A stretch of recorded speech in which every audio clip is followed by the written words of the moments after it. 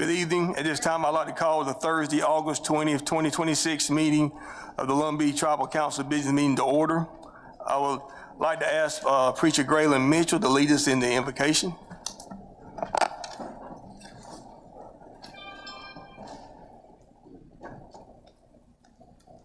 Father God, we thank you tonight for this time to meet. We pray, Father, tonight for the councilman, Lord, that has death in their family. We pray, God, that you'll comfort those families. We ask you, Father, not only the councilman, Lord, but our Long Beach people, Lord, that may be grieving tonight because a loved one departed from this walks of life. We pray, God, that you'll comfort those homes. We pray, Lord, for the family of the young man that's missing. We pray, God, that you would just touch that family, God, give them comfort. Ask you now, Lord, to bless this meeting tonight, Lord, as we've come to do the business for the Long Beach people. Ask you, Lord, that everything be done in decent and order. In your precious name we do pray. Let everyone say, Amen. Amen. Mr. Carrington, lead us in pledge allegiance, please. To the flag of the United States of America and to the republic for which it stands, one nation, under God, indivisible, with liberty and justice for all. Ms. Sandra, please preamble to the Constitution, please. In accordance with the inherent power of self-governance of the Long Beach Tribe of North Carolina, the tribe adopts this Constitution for the purpose of establishing a tribal government structure, preserving for all time the Lumbee way of life and community, promoting the educational, cultural, social, and economic well-being of the Lumbee people, and securing justice and freedom for the Lumbee people.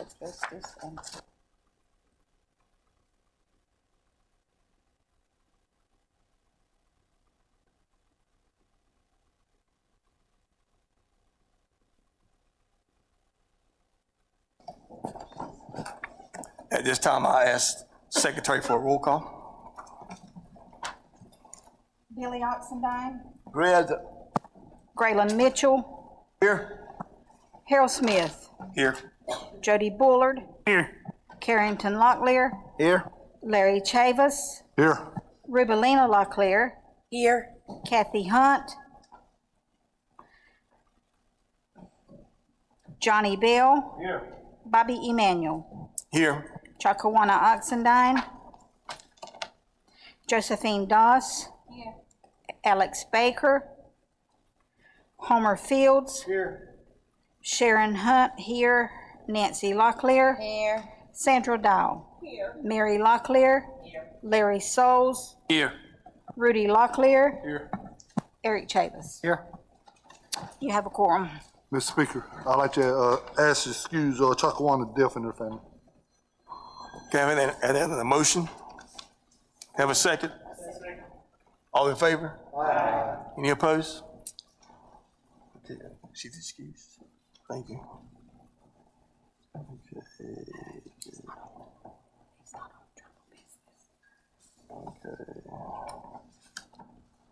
At this time, we'd like to welcome everyone here in the chambers and everyone online who took time out of their busy schedule to be here. With that, I'd like to acknowledge some special individuals in the chambers at this time. I'd like to recognize Mr. Johnny Hunt, former superintendent for PSRC, Mr. Ricky Harris, former tribal administrator here at the tribe, Mr. Gary Dees, administrative court, Mr. Alan Dow, Mayor Pembroke, Ms. Yvonne Dow, former council member, Mr. Charles Graham, former representative here in the state of North Carolina. Did I miss anyone else? Okay. Before we approve the agenda, I want to make a few corrections. I want to strike out 9B. Bobby, excuse me. Did you do the ethics statement? No, I need to do that. Thank you. Appreciate it. Thank you. I need to do the ethics statement here. The Long Beach Tribe of North Carolina ethics awareness and conflict of interest reminder to, in accordance with the ethics and conflict of interest ordinance 2010-031201 is a duty of every council member to avoid both conflicts of interest and the appearance of conflicts of interest with regards of any matters before the council of the day. Does any council member have a known conflict of interest, of any perceived conflict of interest with respect to any matter coming before the council today? If so, please refrain from participating in those particular deliberations during this meeting. Any and all documents that require action by the council should be confidential in nature and not distributed outside the council members until such action is voted on by full council. Thank you, Mr. Larry, for that. Before we vote on the agenda, though, I would like to make a few corrections to the agenda. Number 9B, I want to strike that out, the July emergency called business meeting and actions. We did not have an emergency July called business meeting. Also, I want to move constituting ordinance. I want to move it down below to the bottom, below health and human services. Also, I want to add,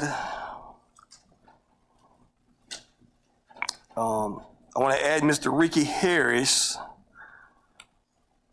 He's going to talk about the clinic, and I want to add him right in front of the chairman's report.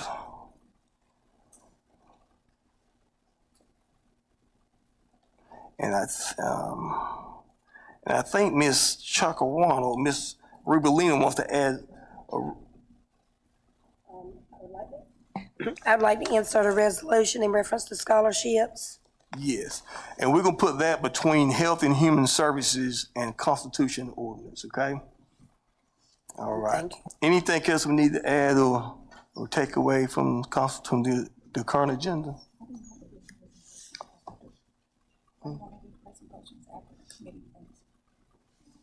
What presentation?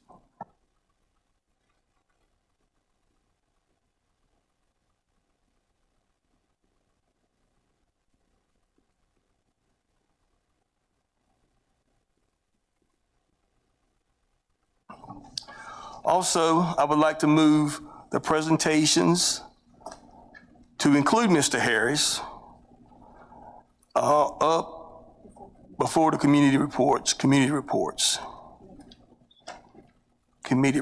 So all the presentations, all that will be done before the committee reports. Okay.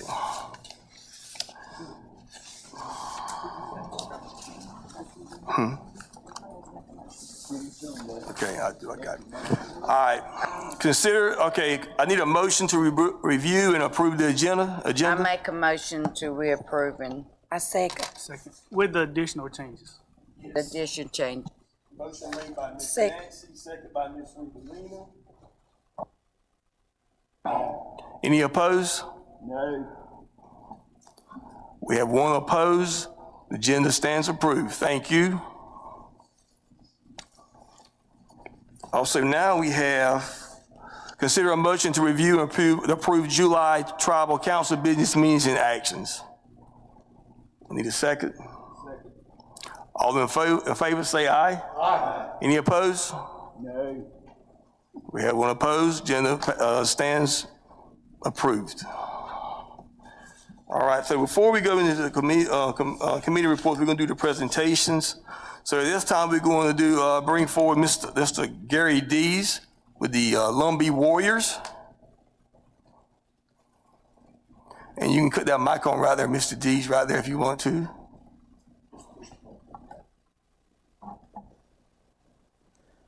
It's an honor to be here tonight to represent the Lumbee Warriors and our Lumbee people.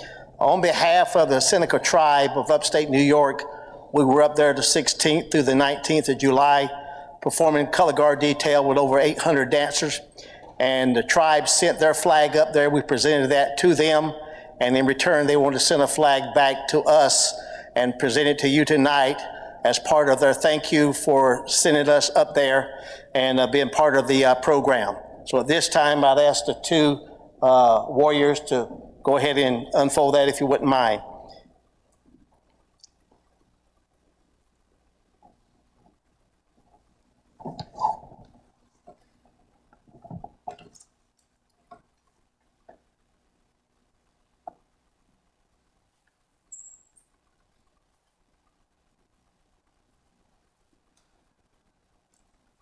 The Seneca flag as they ask us to make sure we present that here at the Tribal Council as we did theirs. They wanted to let you know they appreciate the Lumbee people. They were excited about our 575 federal recognition. They took good care of us. They put us in a hotel. They paid for everything. They paid for the food. And so I just want to say to you, as the Tribal Council, a part of the military organization of the Lumbee Warriors, we want to say thank you for all you've done for the Lumbee Warriors and for our veterans. At this time, we will present this to our speaker tonight. Mr. Ronnie, come forward, please.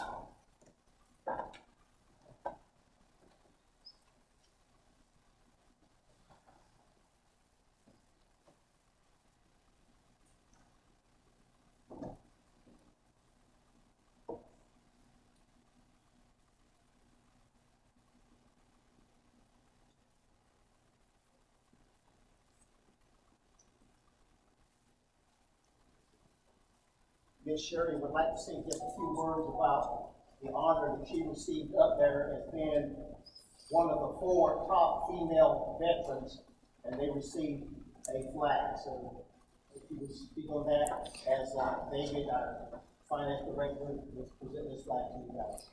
In July, I was honored with one of the highest awards, which was the Eagle Feather, and it was explained to me because the Eagle soars the highest.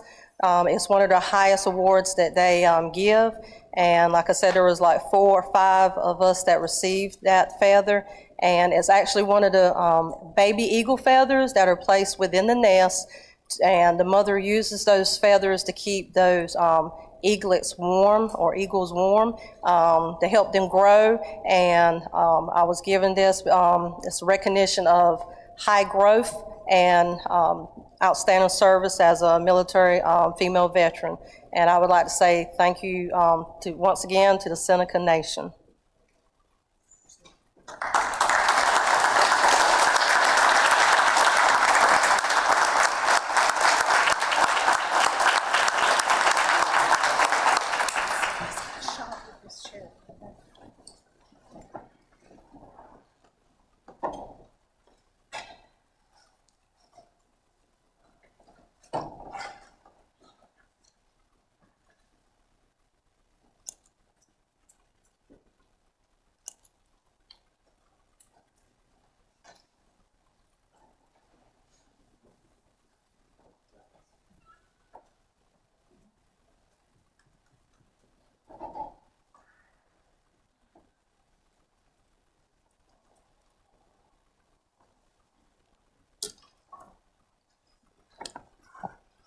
Thank you, Mr. Gary Dees. Do we have Miss Abigail Moore in the audience? Is she here? Miss Abigail, okay.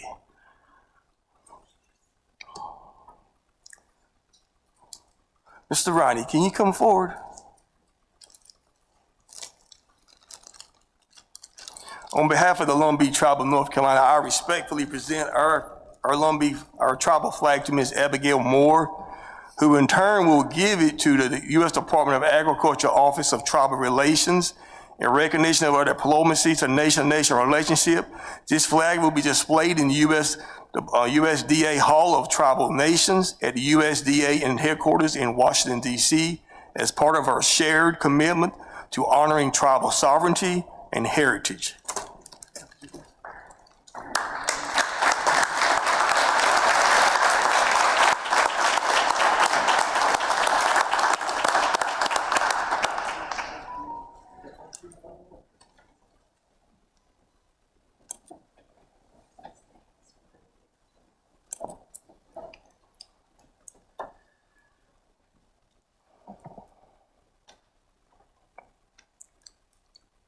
Thank you, Miss Abigail.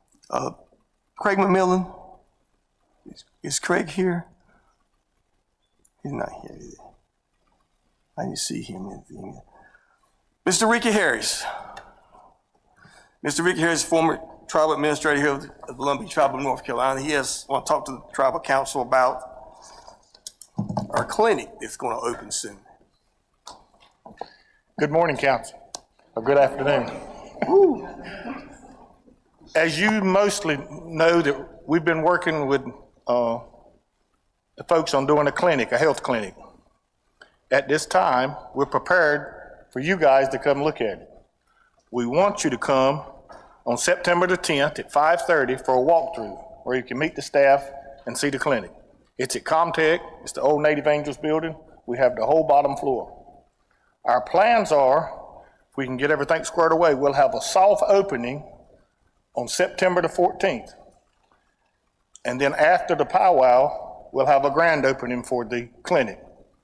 At the present time, Tammy, Miss Danielle, Jody, myself, and Celeste are the committee working with those guys on setting it up. But the clinic will be for everybody, and it'll be open on September the 14th.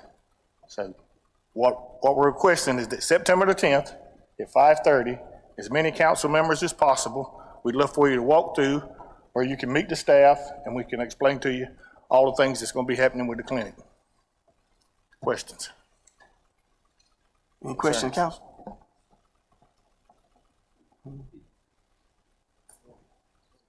Is he here? Okay. No. Thank you. Thank you. Mr. Dollar Bill, go ahead.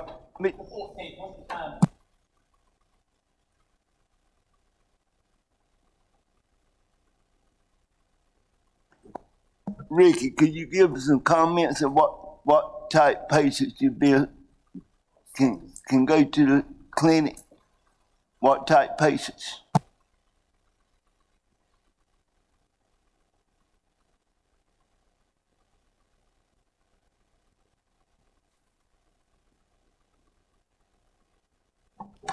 Thank you, Mr. Ricky. Appreciate it.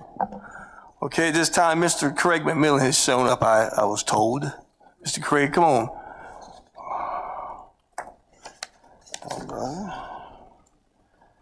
He's with the Commission of Indian Affairs. Thank you, Mr. Craig McMillan, for joining us. You want to talk about Community Drinking Water Assessment Pilot Program.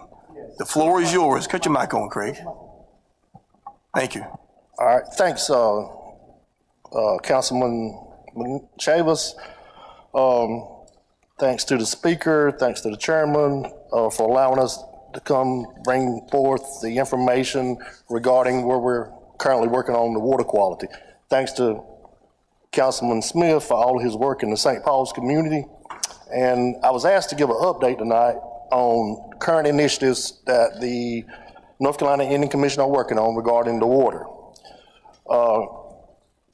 For a little over 3 years, our committee has been working with the NCDEQ, tribal communities, community advocates, and technical stakeholders regarding concerns affecting the Lumbee, Coharie, Waccamaw-Suwannee communities. Our objective has remained consistent: establish the facts, improve transparency, protect our communities, and ensure legitimate concerns are lead to action. 3 years of water quality engagement, the committee has made multiple requests with NCDEQ concerning water quality conditions and areas of importance to tribal communities. Persistent questions related to Lumbee resources have included Hayes Pond, portions of the Lumber River, and Maxton and Pembroke waters associated with the Lumbee Culture Center, and concerns regarding water delivered to the tap of Lumbee homes across our tribal territories. Testing and information obtained over this period have not always provided conclusive answers regarding the nature, extent, source, and pathways of the conditions being evaluated. Earlier this year, the NCDEQ Deputy Secretary John Nicholson was appointed to represent the North Carolina Department of DEQ. He has met with the Commission Environmental Justice Committee regarding these concerns, including information raised by individual community members such as Ms. Reba Scott. In addition to the NCDEQ Commission engagement with Mr. Nicholson has been meeting directly with the Lumbee tribal staff, leadership, and Representatives Matt Roller, Harlan Chavis, and Pat Dow regarding the water quality. The direct engagement is an important step forward to better coordination among Commission, NCDEQ, the tribe, and our communities. The committee includes commissioners, commission staff, ad hoc members, technical participants, like Jeff Curry, Dr. Ryan Emanuel, and Will Hendricks. The NCDQ PFAS update community engagement on June 5th was presented by the NCDQ rep Sushma Massamore. Presented PFAS update addressing Fayetteville Works investigation, private well sampling, and Robeson County landfill, and the Rocco water plant. This was a strong step forward identifying potential sources, pathways, and remaining data gaps associated with one aspect of a broader water quality concerns. The presentation has been shared with the Lumbee Tribal Council and leadership. The presentation reported that 715 Comores sampled wells in Robeson County. Of those 715, 367 needed some kind of filtration system added. So that's 51% of the drinking waters that was tested in our county, they found problems. Now that's only wells now. That doesn't include county and doesn't include city. The NCDQ also described additional landfill assessment work, including evaluation of possible groundwater interconnection between the landfill and Rocco water treatment plant, additional monitoring wells, surface water sampling, and additional efforts to sample nearby off-site wells. These findings do not by themselves establish the source of contaminants at individual locations. They do demonstrate why continued scientific investigation, transparency, and communication are necessary. Mr. Nicholson has offered to participate in a town hall meeting in our tribal community, and we are working with Lumbee tribal staff to plan and coordinate this engagement. The goal is to provide residents direct access to current information, testing resources, potential mitigation options, and answers regarding what remains under investigation. As the Vice Chair started out, we want to talk about the Northeast Robeson, Southeast Cumberland pilot. We have a tribal member in the Renner community, District 10, who has put together some support from North Carolina A&T to do a pilot of 50 homes in District 14, 10, and 3. The goal is to do some additional sampling and validate some of the information that's out there. Now, we've talked, and as many people came before this council and talked about all the information that's out there, and it needs to be validated. Well, this is just another sampling process. In addition, we're working with the Cumberland County Association of Indian People to develop a centralized water quality resource data information repository so that existing studies, test results, agency resources, and community initiatives and future findings can be better coordinated and optimized. While the DEQ and the Commission of Indian Affairs, educational institutions, tribal organizations, local governments, and state leaders continue working to understand potential sources, mitigation needs, and treatment options, Cumberland County Association for Indian People is focusing resources on helping affected tribal members from the Lumbee, Coharie, and Waccamaw Siouan communities access useful information and available solutions. The long-term objective is a digital dashboard where tribal members can access understandable property, resourced information concerning water testing, PFAS, public water, private wells, rivers, swamps, landfills, mitigation resources, agency contacts, community studies, meetings, and ongoing actions with a dedicated point of a contact to help residents navigate the resources. In closing, a call to action. I encourage the Lumbee Tribal Council to carefully consider the recommendations brought forward to the tribal members, community leaders, technical professionals, stakeholders, and our sisters tribes whose communities are affected by these concerns. Collectively, these voices are calling for increased engagement, collaboration, leadership, transparency, and communication regarding water quality. I respectfully challenge the council and the tribal leadership to meet directly with the grassroots groups, the tribal members who have been working on these issues.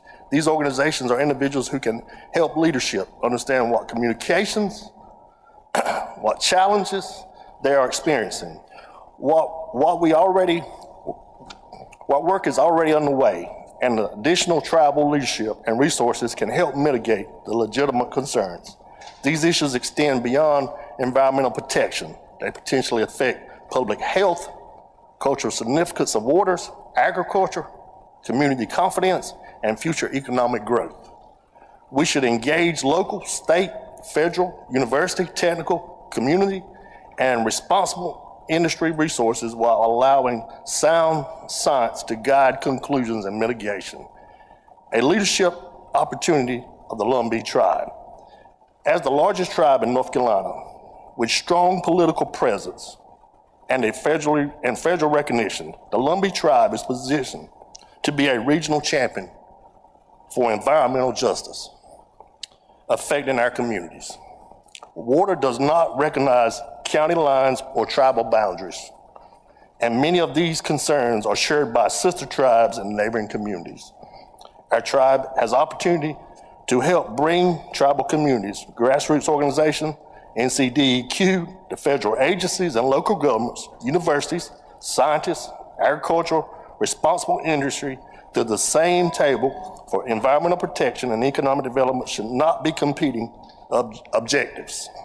We need jobs, agriculture, industry, infrastructure, and investment. We need clean water, healthy communities, and confidence in our natural resources we leave for future generations. Our size gives us a voice. Federal recognition gives us a stronger seat at the table. Collaboration gives us strength. Leadership is how you turn those advantages into measurable results for our people. In closing, our committee's position is straightforward. Establish the facts, share the information, identify the gaps, and protect our people and natural resources, mitigate verified problems, and pursue the resources necessary to get the work done. So as you can tell, there's a lot of work being done. There's a lot of information out there. I can tell you in our county, we don't have anywhere at this point that's not affected. The city, the county, the wells, everything seems to be affected based on the results that they're providing to us by the challenges we have. The challenge is that we step forward and we help mitigate that because we've got some concerned tribal members who need drinking water. I'm not sure about you, but I don't feel safe with telling my folks that water's safe to drink. And if you see the information, that me and Mr. Harrell's been facing and looking at, it ain't real. It shouldn't be. It shouldn't be our community. So my challenge to you is, let's step up and let's help our people. Thank you.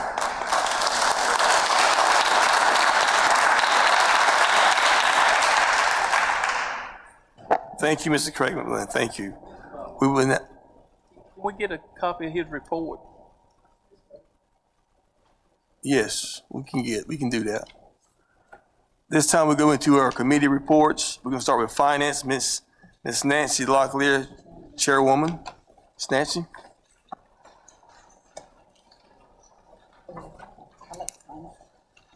We're going to CLLO 2026 0820 002.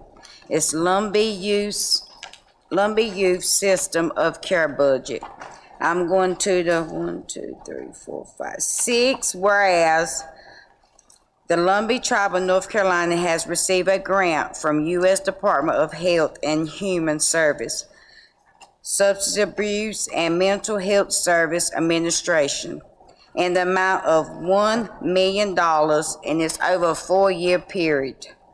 And whereas the program Lumbee Youth System of Care will provide systems of care service, clinical service, clinical supervision, and quality assurance, care coordinator, youth peer support, and workforce development and employment service, and therefore be enacted by the Tribal Council of the Lumbee Tribe of North Carolina.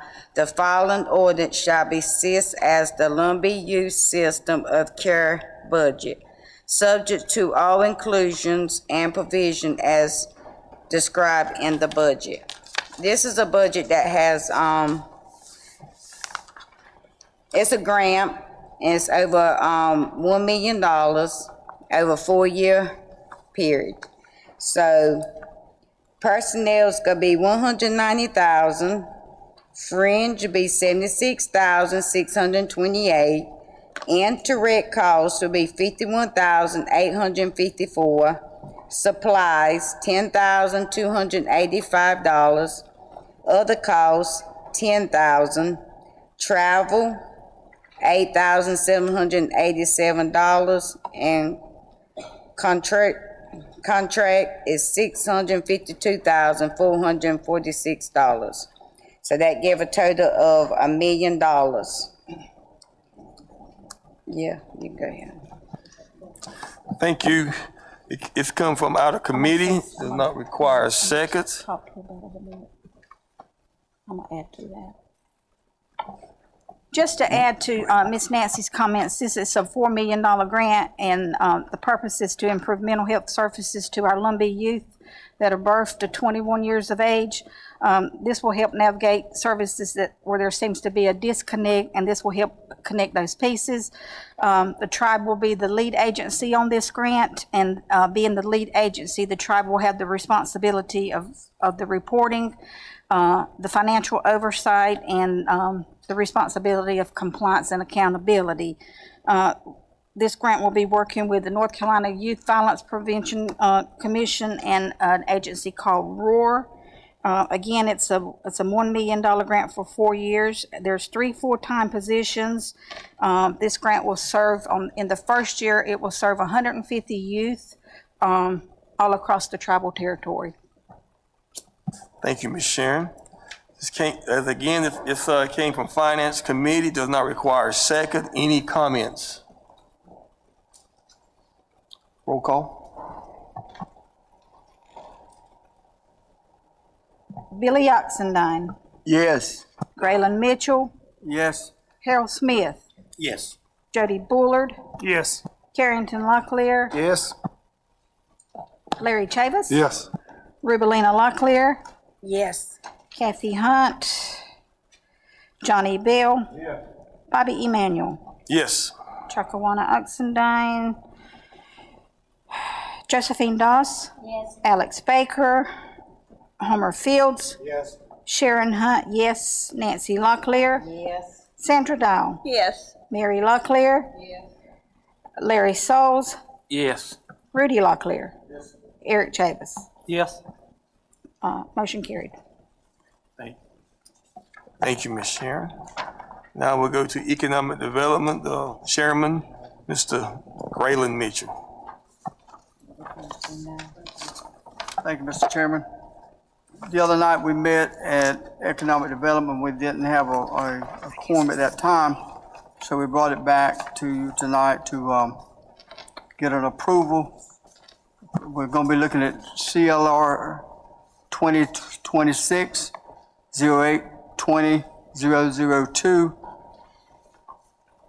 At the fifth whereas, resolution of support the tribal broadband connectivity program applications authorizing the Lumbee tribe to partner with the Lumber River Technology, RiverTech. And then whereas the National Technical Communication Information Administration has announced in 26 tribal broadband connectivity program which provides funding to federal recognized tribes for broadband infrastructure, deployment, affordable broadband programs, telehealth, distance learning, digital inclusion, workforce development, and broadband adoption activities. Whereas the Tribal Broadband Connectivity Program authorizing federal recognized tribal government to apply for grant funding to deploy broadband infrastructure and are implementing programs that increase broadband adoption while encouraging partnership, the effectiveness of federal investment, and to complement existing broadband initiatives. Whereas the Lumber River Technology doing business with RiverTech is a regional broadband provider affiliated with the Lumber River Electrical Membership Corporation, has demonstrated its commitment to expanding fiber broadband infrastructure and affordable telecommunications service throughout southeastern North Carolina. whereas the Lumbee Tribe desires to collaborate with River Tech and other qualified partners to pursue finding opportunities that will expand broadband infrastructure, improving broadband affordability, promote digital equity, strengthen telehealth, remote learning opportunities, increasing workforce readiness, and improving economic opportunity for tribal members, and therefore be it resolved, the Lumbee Tribal Council hereby expresses full support for a strategy partnership between the Lumbee Tribe of North Carolina, LRMC Technology, River Tech for the purpose of joining pursuing funding through the National Telecommunication and Information Administration and Tribal Broadband Connectivity Program. Mr. Chairman, again, we didn't have a quorum the other night to get a motion in a second, so therefore I make a motion if I contain a second to. Excuse me, you can't make a motion. I make a motion to accept it. Okay, so he didn't come from committee, so I do need a second. Mr. Larry, Mr. Hurls has made a second on that. Any comments? Yeah, I got one. Go ahead, Mr. Bill. Mr. Speaker, will any of that money come through the tribes to go to EMC? I know it's a partner. Is it a partnership so the money come through us and then we give it to EMC? It's a grant that, where's Mr. Matt at? It's a grant that Mr. Matt and River Tech Director's been working on. We would be the lead on that grant, Dollar Bill. We'd have to be the lead on that grant. So that money's going to come through us, and it would be disseminated through EMC then to build the broadband and do the construction on it, because obviously they have the infrastructure and the capacity for that. But us being lead, we will be the awardee on that grant. A follow-up. Will we get any for handling fees? Administrative costs? Yeah. We should get administrative costs, yes, sir. Any other comments? Roll call. Yes. Graylin Mitchell, Yes. Harold Smith, Yes. Jody Bullard, Yes. Carrington Locklear. Yes. Larry Chavis. Yes. Rubelina Locklear, Yes. Kathy Hunt, Johnny Bell. Bobby Emanuel, Yes. Chakawana Oxendine, Josephine Doss, Yes. Alex Baker, Homer Fields. Sharon Hunt, yes. Nancy Locklear. Yes. Sandra Dial. Mary Locklear. Larry Souls. Yes. Rudy Locklear. Yes. Eric Chavis. Yes. Motion carried. Thank you, Ms. Sharon. Now we'll go down to Health and Human Services, Mr. Jody Bullard. Thank you, Mr. Vice Chair, current Speaker. Mayor, in the last Health and Human Services meeting, we had a deep discussion on the water issue, and Councilman Larry Chavis asked that I write a resolution in support of the water issue, and then in turn, the Health Committee advised legal counsel to make further implementations. And this did not come out of committee, so it will need a motion and then a second. And since that we turn this over to legal counsel, I'll yield to Mr. Malcolm. You want me to read? Is this for both resolutions? Just the first one, right? 003? Yes, go ahead, Mr. A resolution demanding immediate action to identify PFAS sources, reduce exposure, and protect the Lumbee tribal members and the public. Whereas recent findings of the commonly known term PFAS confirm that long-lasting chemicals are present in the environment and may remain in the human body for extended periods, requiring immediate, decisive, and accountable action from the government officials, not delays, excuses, or half measures. And whereas PFAS concerns in drinking water sources in Robeson County and throughout the tribal territory are urgent and unacceptable public health threat to Lumbee communities and the general public, requiring officials to identify the source, conduct complete testing, share results openly, and take concrete steps to reduce and prevent exposure. And whereas the current scientific studies indicate exposure to certain PFAS may be associated with increased cholesterol, reduced immune response, liver and thyroid effects, pregnancy-related complications, developmental effects in infants and children, increased risk of certain cancers, including kidneys and testicular cancer. And whereas pregnant women, infants, children, elders, individuals with existing health conditions and households relying on private wells may face heightened risk and must be prioritized in education, testing, exposure reduction, and emergency safe water resistance efforts. And whereas protecting the health, safety, water resources, and future generations of the Lumbee people is among the highest responsibilities of this tribe, the Lumbee tribe, and reflects the tribe's sovereign responsibility to protect health, welfare, the future of the Lumbee tribe's people, the Tribal Council declares that every Lumbee family and every resident in Robeson County and throughout the tribal territory has a right to safe drinking water, clear information about risk, and prompt action from federal, state, local officials responsible for protecting public health and the environment. And whereas the Lumbee tribe, through its tribal health committee and the tribal administration, has begun engaging with the United States EPA, state, local government officials, water system representatives, health agencies, university researchers, and other partners. However, meetings and discussions are not enough unless they lead to timely source identification, enforcement mitigation, accountability for responsible parties, emergency exposure reduction, and lasting protection for tribal citizens and the general public. Now, therefore, be it resolved that the Lumbee Tribal Council Health Committee demands continued and expanded action by the Lumbee Tribe of North Carolina and calls on federal, state, local officials to act with urgency, accountability, transparency, and measurable results with a clear and publicly announced timeline for taking the following actions. 1, identify the sources of the PFAS contamination through immediate ongoing coordination with EPA, DEQ, DHHS, Indian Health Services, local governments, public works services, researchers, and other federal, state, and local officials reporting publicly those findings and determine who is responsible for corrective action. 2, test public drinking water services, private wells, groundwater, surface water treatment systems, potential contributing sites that serve or affect Lumbee communities on an immediate, complete, and recurring basis. Release clear and understandable testing results to tribal citizens and the public without delay. Secure and use federal, state, tribal, local, and private funding without delay for water testing, certification, filtration systems, short-term safe water resistance treatment infrastructure, health education, medical guidance, environmental investigation, source control measures, enforcement support, long-term monitor, and provide tribal members and affected residents with direct, plain language, science-based information about PFAS exposure. Available testing resources, appropriate filtration options, and immediate risk reduction steps, and to consult when to consult with healthcare providers without important information.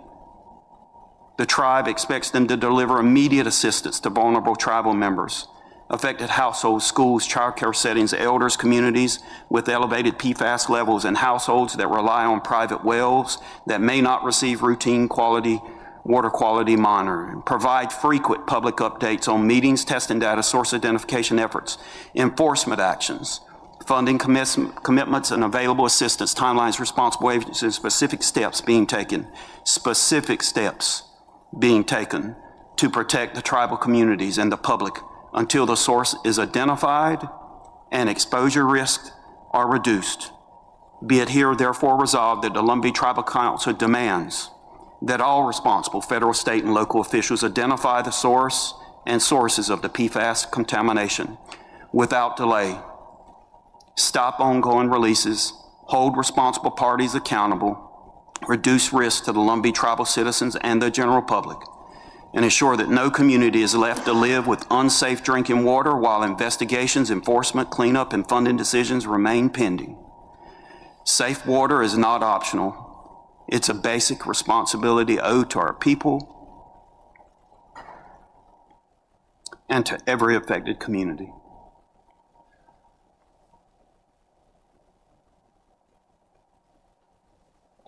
The Lumbee Tribal Council affirms that safe water is a fundamental public health obligation. and the tribe will continue to demand answers, accountability, action, until the source of contamination is identified, exposure risks are reduced, and affected communities are protected. Thank you.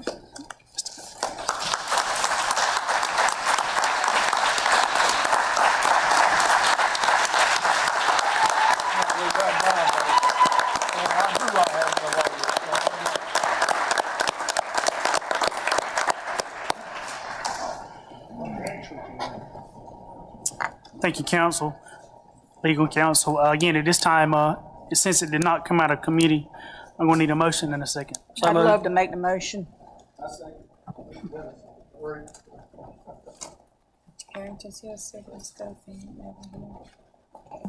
Correct me if I'm wrong, but if you're at the business meeting, all you need is seconds. You don't need a motion. It's already at It the didn't come out of business committee. meeting. Come out of committee.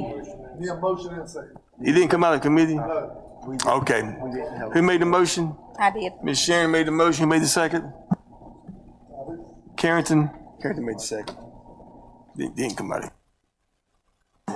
Any comments?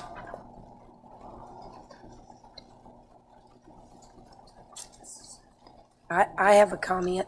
How soon can our people expect to receive filters and bottled water till we get this taken care of?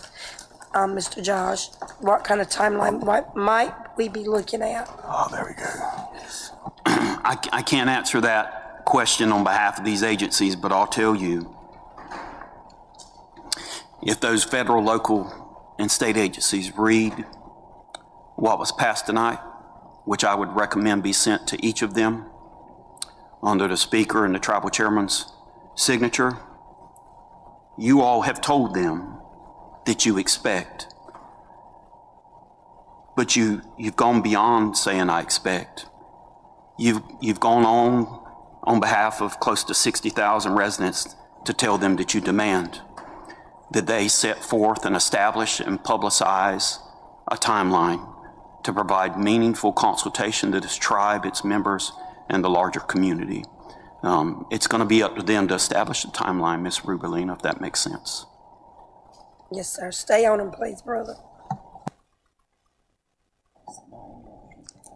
Any other comments?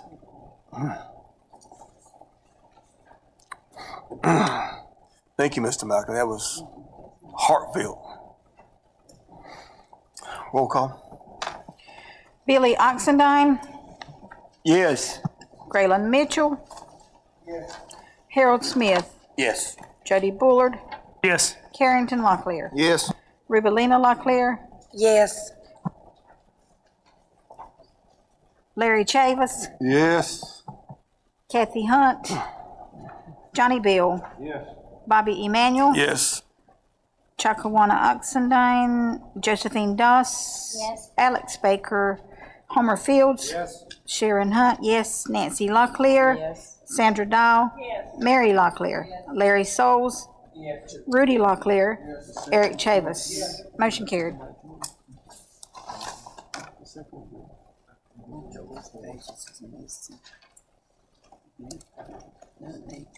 The second one came out of committee. No. Others did. So the next resolution we have in hand is the Lumbee Tribe of North Carolina recognizes International Overdose Awareness Day. This did come out of committee, so it will not need a second. So I'll start reading it. The sixth whereas, Lumbee Tribe of North Carolina recognizes substance abuse disorder as a serious health issue that should be addressed with compassion, education, prevention, treatment, recovery services, and community support. And whereas stigma can prevent individuals and the families from seeking the assistance they need, while understanding encouragement and access to appropriate services can help save lives and strengthen families. And whereas increasing public awareness of overdose warning signs, the availability of and proper use of narcolepsone and local treatment and recovery resources can prevent overdose deaths. And whereas the Lumbee Tribe of North Carolina is committed to honoring the lives of tribal citizens and community members lost to overdose, supporting those who currently struggling in substance abuse use disorder.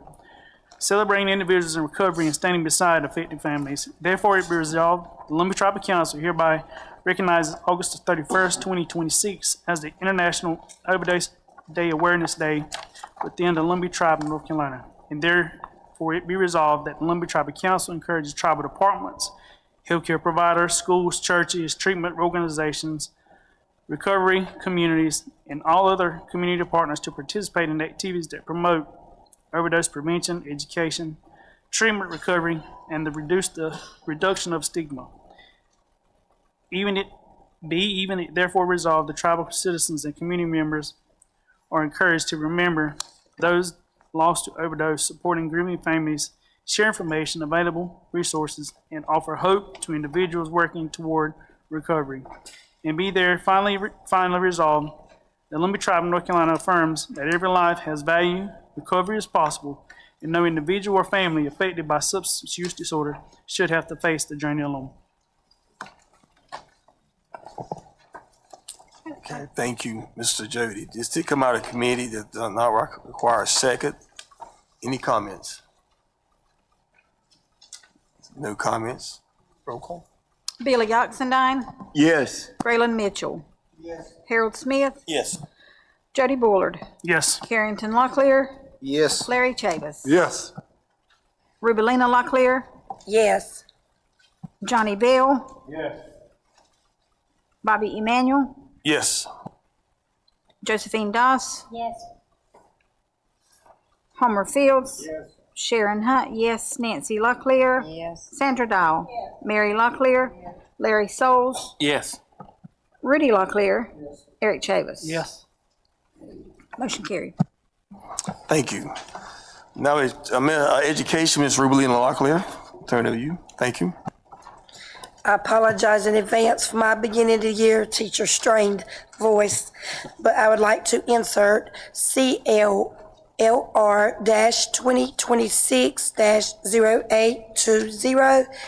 CLLR-2026-0820-005, scholarships and funding for the Education, Culture, and Public Relations Committee.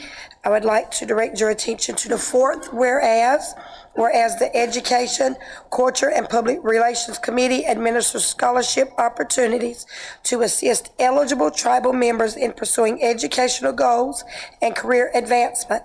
And whereas the Tribal Council of the Lumbee Tribe of North Carolina has designated and budgeted $42,000 for scholarships and educational assistance for calendar year 2026. And whereas the Tribal Council supports the expenditure of such funds in accordance with the scholarship categories and amounts listed below. Therefore, be it resolved that the Tribal Council of the Lumbee Tribe of North Carolina hereby approves the allocation of scholarship funding for 2026 as follows. In addition to the $42,000, there will be agricultural and natural resource scholarships to the amount of $5,000 to allocate for 4 college students to receive $1,250 each. The CLLR 0-2026-0820-005 named scholarships and funding for the Education, Culture, and Public Relations Committee adopted at a meeting of the 21-member Tribal Council of the Lumbee Tribe of North Carolina, constituting a quorum this 20th day of August 2026. So, roll call. Thank you. And this came from committee. Yeah. So do we have any comments? Any questions? Okay, roll call. Billy Oxendine, Yes. Braylon Mitchell, Yes. Harold Smith, Yes. Jody Bullard, Yes. Carrington Locklear, Yes. Larry Chavis, Yes. Rubelina Locklear, Yes. Johnny Bell. Bobby Emanuel, Yes. Josephine Doss, Yes. Homer Fields. Sharon Hunt, yes. Nancy Locklear. Yes. Sandra Dahl. Mary Locklear. Larry Souls. Yes. Rudy Locklear. Eric Chavis. Yes. Motion carried. Thank you. Now we come to Constitution Ordinance, the Chairman, Mr. Rudy Locklear. Thank you, Mr. Vice Chairman, Bobby Emanuel. Before I jump into the items we have to discuss tonight, I just wanted to make a comment. I had been contacted, and I want to commend Jody on bringing forth the resolution, but I did want to comment on the water resolution that he presented, because I was asked, about the structure of our government. And as chairman of the Constitution Ordinance Committee, one of the things that I was concerned about was what is the government's power in addressing these concerns. So I just wanted to remind everybody, and I did go back and look at, so you look at Article 3, Section 2 of our Constitution. It states that the members of the tribe are to be secure in their persons and property, and it charges us, the government, the tribal council, the administration created by that Constitution, with preserving that security. And so that means a lot. We're a federally recognized tribe. That means a lot. And I'm not going to go down that road to say what that next step would be, but we are a sovereign nation. And when we talk about government-to-government relationships, that's some of the things we need to take in mind. Keep in mind that our Constitution gives us the power to act on behalf of our people as what we're charged to do. So I wanted to commend you that, because I had been asked to bring that to my committee. And so given that you've brought it, it won't be on the Constitution Ordinance Committee as of right now. So for those in the audience, if you would take a look up on the monitors, we do have 2 ordinances that came out of committee that I'm going to be going through tonight. I left my glasses at the office, so I am going to do my best to see it. Use yours? Oh, God, them look a little thick. I should be able to press. So I asked Councilman Chavis to borrow his, but he wouldn't let me. I don't need yours either, Nancy. I'm good. Can I see what these from? Let me see. Oh, yeah, that's a lot better. Thank you. Yeah. They fit you nicely. Yeah. Better than mine. They're better than yours. So if you look up on the screen, the first item that we've been working on is CLLO 2005-002. It's not titled, but we do need to change that at some point. But this is our election ordinance. And the council, the Constitution Ordinance Committee, have been working on making some corrections with our attorney over the past several months following our last election, because there's been a lot of conversation as to what we did right, what we didn't do right, what we can improve on, areas of this law that we should be focusing on amending and making sure that it is in full compliance with what we would like for it to be. So this wasn't something that we did in a silo. We did work with the election board on modifying this ordinance and making these amendments. This was a collaborative effort between them, the committee, council. So this is just not something that we're throwing up. So this ordinance is quite long. The council should have a copy of both the red line version as well as the original version. So this ordinance has been amended before. It was amended back in 2019. It was originally adopted in 2005, then amended in March 21st, 2019, and now we are looking at amending large portions of this document again for 2026. I do want to let everyone know, I know there's been some questions about, well, we don't have access to, we can't see what y'all are looking at in the chamber, we can't see what y'all are working on, but I want to let everybody know that every ordinance this committee, every ordinance that the tribal council passes, then once it has to hang for 30 days and then, either signed or vetoed by the chairman, and that it is accessible on the Lumbee Tribe's website under the ordinance page.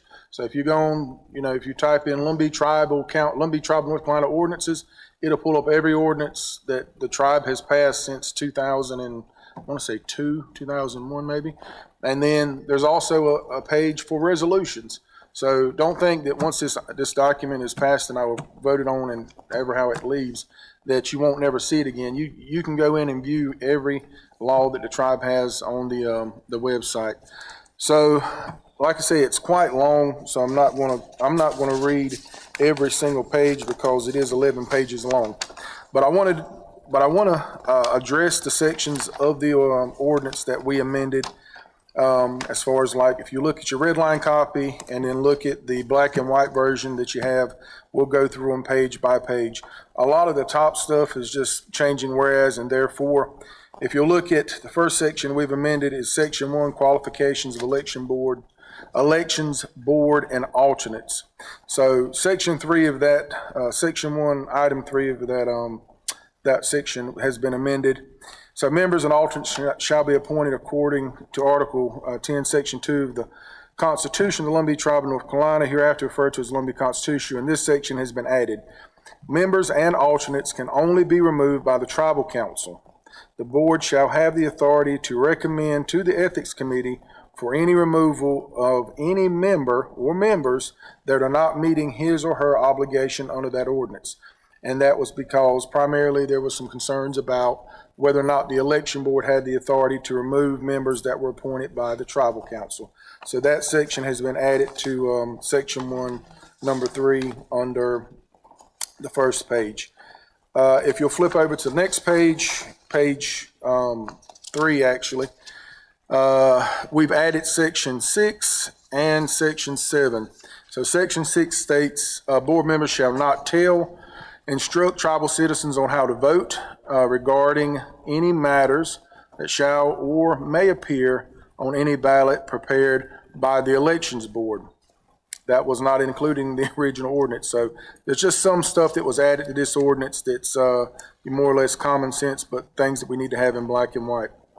If you'll look at the new section 7, it says board members shall not make written or oral statements intended for general distribution or dissemination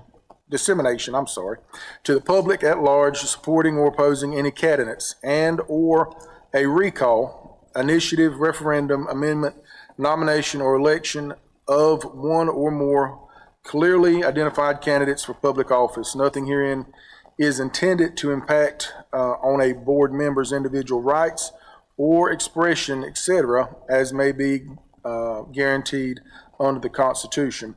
And there again, that addresses a lot of stuff that was going back and forth during our recent special election that were concerns between the election board and members of the tribe, as well as members of the tribal council.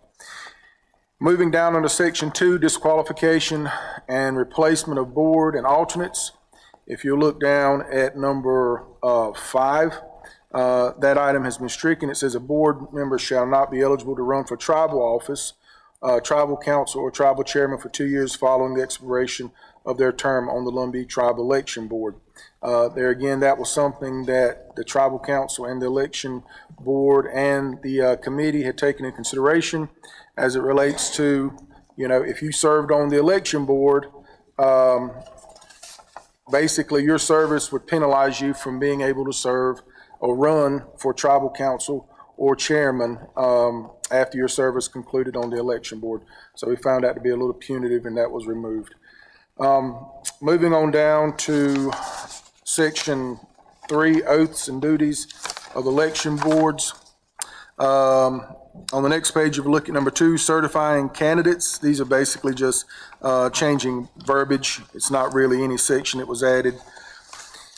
Flipping on over, if you'll go down to the new item, I guess it's 14 on page 5, it says accepting or rejecting absentee ballots through a verification process. That has been added and it replaces accepting or rejecting absentee ballots in this section. Moving on down to number 20, which has been added, reporting election results to the tribal membership. That's been added. 21, maintaining accurate election records, including the poll book. 22, storing ballots in a manner that ensures the safekeeping and security of those ballots for 1 year from the date of the election or until any contested election is resolved, whichever is later.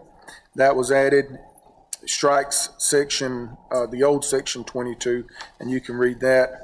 Conduct of elections, on page 5, under ballots, If you'll go down under Section A, we've added Section C to that. Section C states, in the instance of a measure considered under the provision of Article 8, the tribal council shall determine where on the ballot the measure shall be listed in the order of items to be considered. The tribal council shall determine wording and how such measures to be considered will appear on the ballot under the provisions of Article 8. The tribal council shall prepare an explanation of the amendment, revision, or new constitution in plain, simple, and commonly used language for our tribal community, and shall, if appropriate, prepare a short caption reflecting the contents of that measure. And I think that's kind of self-explanatory, but just kind of go back and tell you why that was put in there. A lot of folks had recommendations, concerns about how the items listed on our special election ballots were listed and how it was written. So this makes it a lot more clear, and then the decision on how things are written on those ballots come from the tribal council, and makes it a lot more understanding for the tribal community. Timing of elections, we've added Section 2 here, timing of elections, an A. In the instance of a measure which is presented to the Tribal Elections Board under the provisions of Article 8, the Tribal Council shall determine whether the special election shall be held concurrently with any general election already scheduled. Among other things, the Tribal Council shall consider logistics, available voting locations, available funding, and other material factors as they deem appropriate and which will be in the best interest of tribal citizens. The Tribal Council has made a finding that the phrase special election, as used in Article 8 under common usage among the Lumbee people, can reasonably be interpreted by its political leaders, which is the Tribal Council and Tribal Chairperson, to mean particularized attention given to the specific measure being presented for the tribal citizens' consideration. Is there any questions about that? Mr. Bill? Mr. Rudy, this sounds good, but my question is, that board is appointed, can we, I hate to say the word, can we dictate to them how to do their job? So this would be the law of the tribe. So the governing document that we, the tribal council and the election board has agreed on following. So yes, what we put in this law will dictate how the election board operates. Is that right, Mr. Malcolm? That's absolutely correct. The Constitution says, a lot of people quote the election board as an independent body they forget to follow on. They're an independent body subject to the Constitution and subject to duly adopted ordinances of this council. Okay. Good. All right. That opened the door, so when we point somebody with LTH, and then they come up with an ordinance, what's the difference? What's the difference? So LTH can't establish an ordinance that governs anything over the tribal council or the election board. So they're economic development arm of the tribal government. So nothing that they do is binding on us. Right? Yeah, that's right, but I want to make sure I understand your question, Mr. Oxenine. Can you rephrase it for me, sir? When we ask them questions, they tell us they can't answer them. So that tell me they got their own rules over there. So what's the difference? Well, in the election board that we appoint and the LTA's board that we appoint, what's the difference? well, I could probably list a couple hundred differences, but the matter that's before the council right now is an election ordinance that you all are required to issue so you can direct your independent election board how to operate within the confines of what you establish that they can operate in.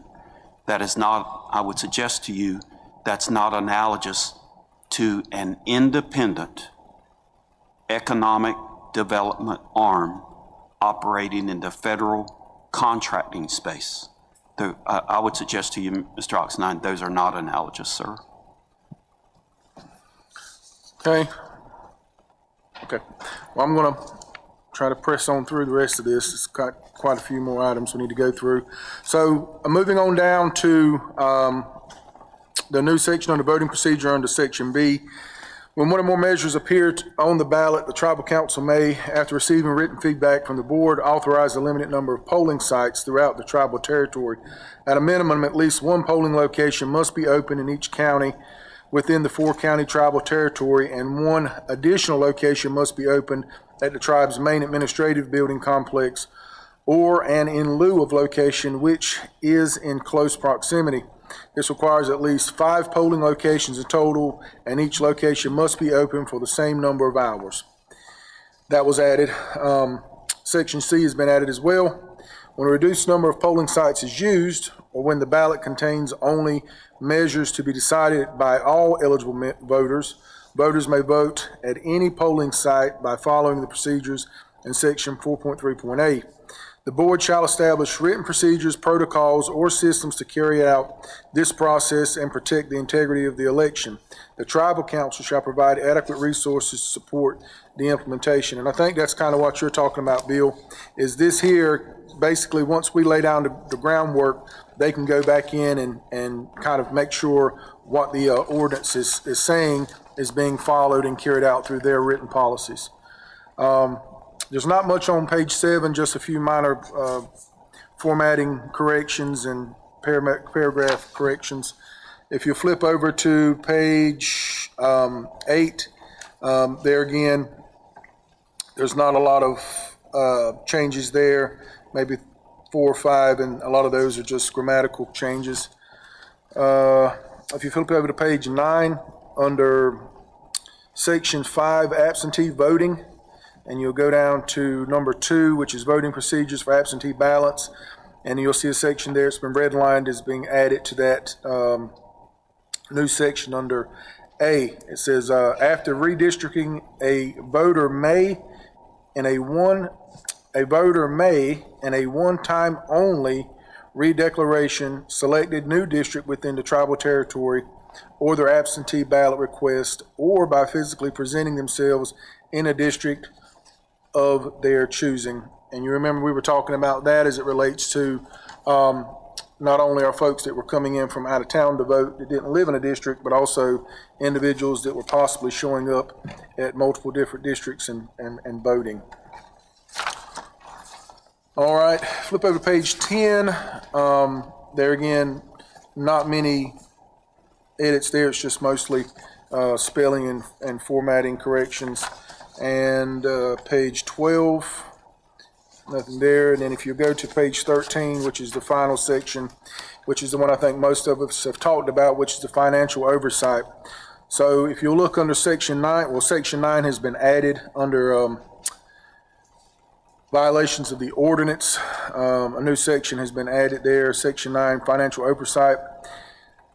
So effective October 1st, 2026, the Lumbee Tribal Government, through its constitutional mandate found in Article 7 of the Constitution, shall have financial authority over the Board of Elections and its budgets, expenditures, and associated functions. Nothing contained in the section is intended to affect the responsibilities of the Board or the Board of Elections regarding its independent authority over election administration as set forth in the Constitution or in other sections of the ordinance. And this primarily dealt with, y'all know what it dealt with, the finances that we were talking about with individual taxes not being paid and addressing some of the concerns about some of the financial stuff that the election board was grappling with. So that gives clear oversight as well as direction for the election board to operate under as it relates to the financial responsibilities they have. And that's it for that one. Any questions? Okay, it came from committee that require a second. Any comments? Mr. Larry? Hey, Mr. Rudy, you know, and I know for a fact, RN people, they move every week, every month, every year. So you ain't gonna give them one time, you know, they ain't gonna work that one-time deal because It's a known fact. You're a police, your kind of work, livelihood, it shows that their license might be saying one thing and the tribal card said another thing, but they say, here, use my tribal card, it's the right address where the license ain't. So you're talking about the absentee voting? So in absentee voting, on page 9, if you go down to provisions for absentee voting, so after redistricting, a voter may, in a one-time only redeclaration, select a new district within the tribal territory on their absentee ballot request or by physically presenting themselves in a district of their choosing. So what would you suggest? I thought that was for the people who were out of district, not within district. So Out of that- district? Yeah, that was just for people out of district. Out of So they could, primarily vote in their home, wherever they associate with their home or where their people's from. Okay. Yeah. Mr. Malcolm, you want to clarify that? If you would refer to section 4, I'll give you a minute to flip over that section 4. Section 4, subparagraph 3 is titled Voting Procedures. I'll give you a chance in the control booth to catch up. Yeah, section 4, subparagraph 3, voting procedure. And if you look at subparagraph A under that tells you what happens. That's where the rubber meets the road. Except as otherwise provided. That means anywhere else in this. Any voter may vote by appearing at the voter's prescribed polling site. So that's one of the things that the committee discussed. So I'll just use an analogy since Mr. Oxnine brought up that word earlier. So what this does not, cure is not the right word, but what this doesn't mitigate, people are going to still have to show up at their prescribed polling sites because that's what this ordinance says. In the cases of measures, when there's only one question on the ballot, like what happened, the constitutional amendment, you guys have now established, if this is adopted at the end of 30 days, people will be able to go any precinct as long as you all properly fund our election board with the resources they have. But this still says you've got to vote, any eligible voter may vote by appearing at the voter's prescribed polling site. And you can read on your own, announcing his or her name, address, and sign in the ballot. So you still got to show up at your prescribed polling site. None of that's been affected by anything that's being proposed tonight. What you do, now my daughter lives in Raleigh, and they're getting ready to move to Texas. So how do you do about absentee ballots? How do you do that? So you said appearing to vote.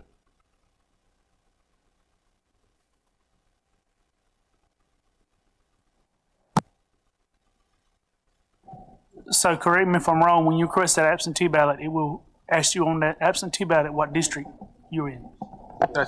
That's correct. So she moves, you say she's moving from Raleigh to Texas? Yeah.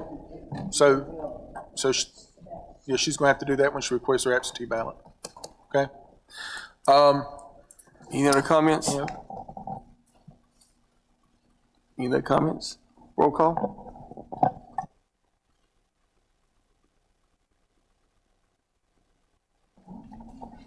Billy Oxendine, No. Graylin Mitchell, Yes. Harold Smith, Yes. Jody Bullard, Yes. Carrington Locklear, Yes. Larry Chavis, Yes. Rubelina Locklear, Yes, Johnny Bell, Yes. Bobby Emanuel, Yes. Josephine Doss, Yes. Homer Fields, Yes. Sharon Hunt, yes, Nancy Locklear, Yes. Sandra Dahl, Yes. Mary Locklear, Larry Souls, Rudy Locklear, Eric Chavis. Yes. Motion carried. Thank you. Mr. Rudy, you want to continue? Thank you. That was the heavy lifting. The next one's not as long. I appreciate your patience. So the next The next item, I want to be very clear as to what the next item is. The next item is a resolution. It is not an ordinance, it is not a law, it is nothing more than something that would give us some direction and some clarity as to what our goals are as a council and as a government. So the next item is CLLR, which is resolution, not ordinance, 2026-08-2001, and it is the Economic and Community Development Priority Designation for Hospitality and Entertainment to include gaming resolution. It's just basically giving us guidance as to which direction we are moving in terms of economic independence. So I'll start at the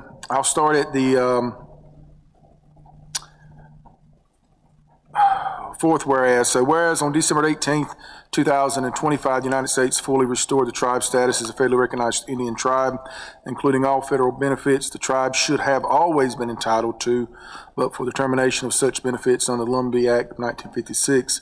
Whereas the restoration of the tribe status as a federally recognized tribe allows the tribe to conduct gaming activities on tribal lands consistent with tribal, federal, and other applicable laws.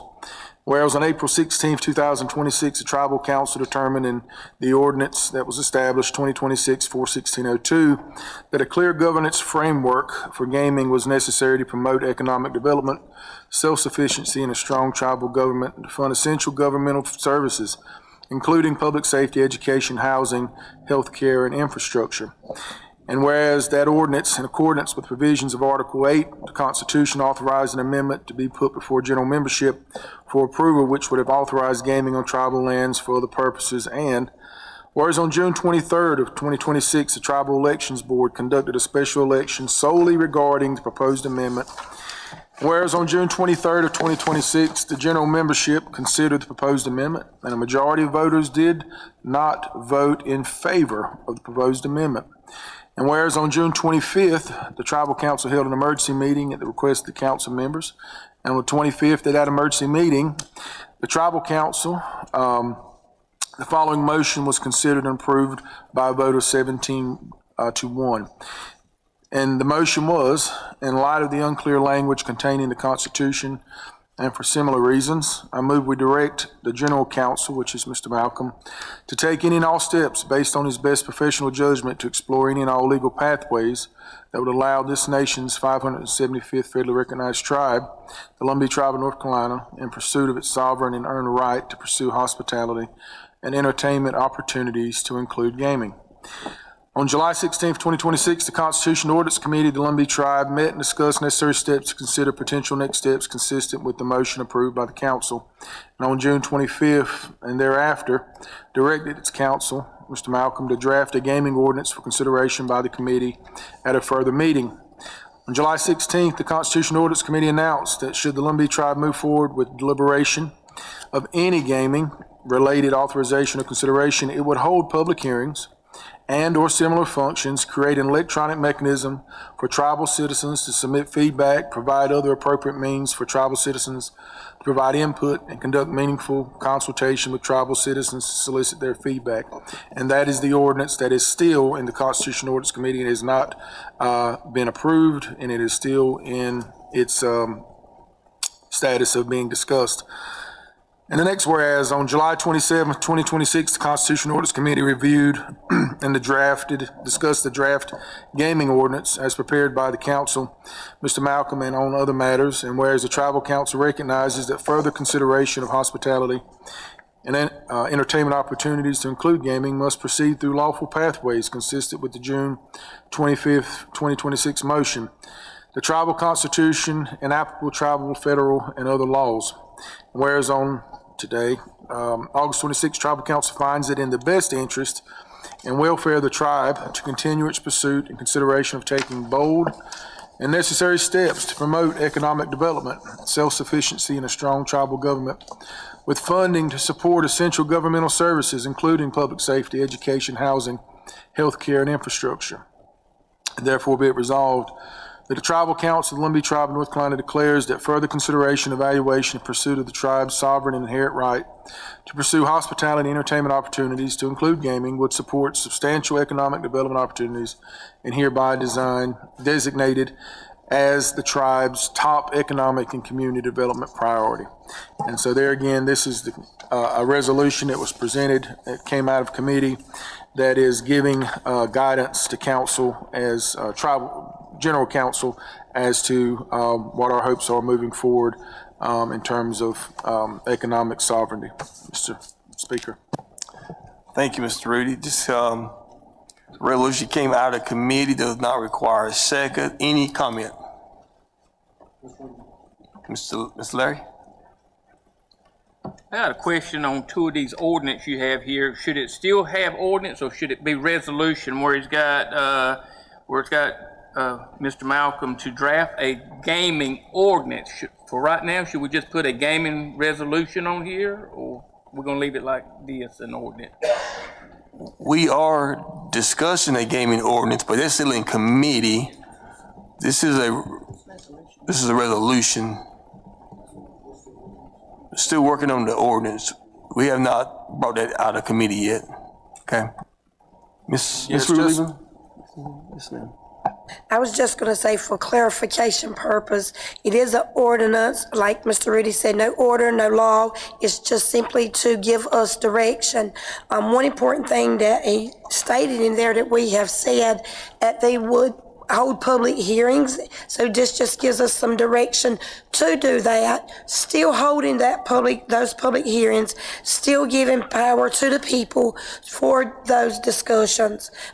Nothing final here, nothing, no law, no order, just giving direction to move forward and begin to have these discussions for a future election, possible future election down the road. Any other comments? Miss Mary? On that section two, what Ruby was talking about, can the attorney go ahead and just make it a little more plainer if you could for everybody? Is that 1, 2, 3, 4, the fifth whereas, page 2. Yes, ma'am. Give me a minute to get to As far that. as the public being informed, they having a say-so, So, page 2. yes, ma'am. I'm catching up. Okay. Okay, and it starts with whereas on July 16th. Is Yep. that it, Ms. Mary? Yeah. So I appreciate the opportunity to clarify this. Sometimes my words are not as clear as they should be, and sometimes folks take my words and twist them a little bit, but that's okay. We're going to clarify it now. So I'm going to give everybody that's listening an opportunity to get their pen and paper out so they can write it down and get it clear. And I mean that with all due respect. On July 16th, the Constitution and Ordinance Committee announced that should the Lumbee tribe move forward with deliberation of any gaming-related authorization or consideration, it would hold public hearings. I'll stop there. So to be clear, the gaming ordinance, which is not related to this document, this is a resolution. You all are just expressing your consensus as to continuing to pursue economic development opportunities in the hospitality and entertainment areas to include gaming. But as to that comment, it would hold public hearings. I'm not speaking on behalf of the speaker, Mr. Baker, but I'll tell you from a general framework, the way this process most likely will work, but subject to you all's decision, is the gaming ordinance will continue to be debated. Mr. Locklear, as the chair of the CNO committee, has already publicly noticed that there will be a CNO meeting on next Tuesday, the 25th, that starts at 6:30. That's going to take up 2 items, if it's okay, Mr. Locklear. There's 2 things on the agenda that has not been noticed to the public yet that will be in short order. Number 1, the Tribal Council has invited and NIGC has accepted to come and speak and present a presentation to the Tribal Council and speak with the Tribal Council in a back and forth communication process. It's just not going to be the big federal government showing up to say, hey, hey, hey. Mr. Locklear, in his communication with the NIGC rep, has opened up and allowed tribal council members to submit pre-questions. Those have already been transmitted to her, and there'll be an opportunity on Tuesday night for you all to ask questions based on what she verbalizes in that meeting. The public will be invited here in this chambers to participate in that. That portion of Tuesday night's meeting will not be live broadcast. Folks our citizens that want to listen to that, they are welcome to come to this facility and hear all the dialogue. They can write as many notes as they want to about it. They can listen to the exchange. She's coming here for multiple reasons: to speak with our leaders, and so your constituents can hear directly from our regulator. That's the first portion of Tuesday night's meeting. The second portion, and the only other portion of Tuesday night's meeting, is the CNO committee will once again take up the draft gaming ordinance, specific portions of that, like you did around what I call meeting number 1. I suspect, although it's up to the CNO committee, that either at that meeting or most likely at a second meeting after that, which will then number 3 times that the public was allowed to come and listen to all the discussions, to see on the screen, nothing's being hidden. The draft ordinance is projected on the screen for all of your citizens to see, listen, and read themselves. But at some point, the CNO committee will finish its work. And for the folks that are listening that don't quite, maybe they're new to how our government works, but the way our government works is committees pass ordinances, and then they're bound over, like tonight, to the tribal council. It's in that phase of this process that Speaker Baker intends, and this council intends, to hold public hearings that will number at least 4. At least 4 public hearings will take place where citizens will be allowed to come and speak. Their comments shall be transcribed.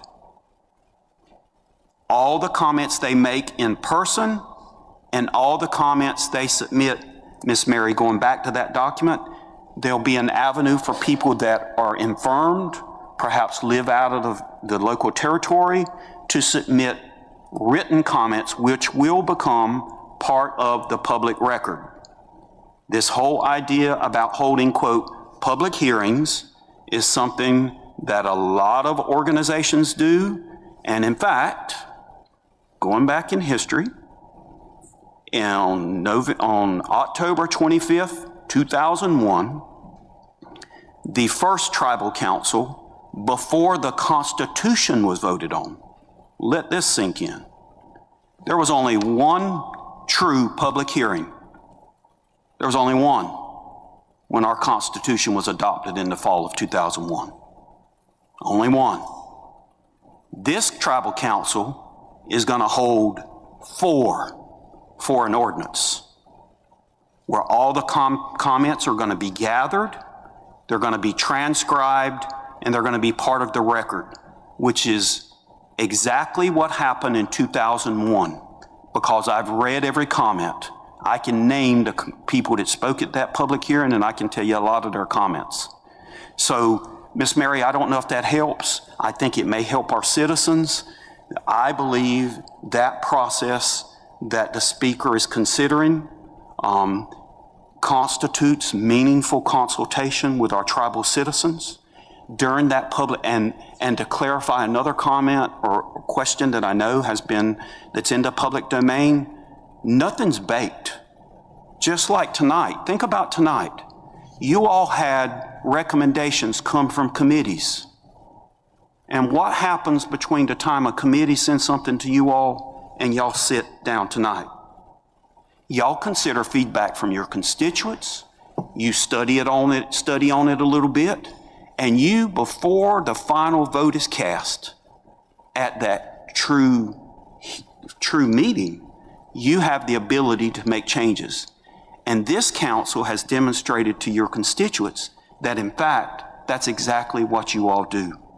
And I suspect, although I can't speak for you all, I suspect after you hear from the citizens during, if you attend one or more of those public hearings, after you read those public comments, that you may have a difference of opinion about the way it came out of the committee, especially for you all council members that don't serve on the CNO committee. So, Ms. Mary, I don't know if that helps. I think that provides a clear pathway, and I want to make sure I'm clear. I'm not speaking on behalf of Speaker Baker. Once it comes out of the committee, the Speaker decides the process in consultation, obviously, with you all about the process. But that's how I envision it occurring, and that's similar, Ms. Mary, to how this government has functioned. And actually, in my example I just gave to you, it demonstrates how this council intends to go beyond what's happened before, ma'am, if that's helpful. Thank you, Mr. Malcolm. That was good. Informed us Okay, good. thank you. Ms. Sharon? Council, what is the reason that the meeting on Tuesday night will not be televised or will not be live streamed? Our guest, we are currently technologically not able to capture through the portal the names of the individuals that are watching that. When we engaged with NIGC, they said that they needed to have the ability to know who was participating in the meeting. We're unable to do that based on our current setup with the portal setup. Our citizens use their what I'll call credentials that identify them individually to get into the portal, but once they're in the portal, we cannot readily identify who is watching it at that very moment. And that's something that the tribal administration, I've been in consultation with Mr. Ronnie, and Mr. Matt, Ms. Danielle, and Ms. Tammy. They're working hard to address that on a go-forward basis, but we're just not there yet, Ms. Sharon. And that's why Mr. Rudy Locklear and I and the speaker have been talking about this at least for the last week and a half, correct, Mr. Rudy?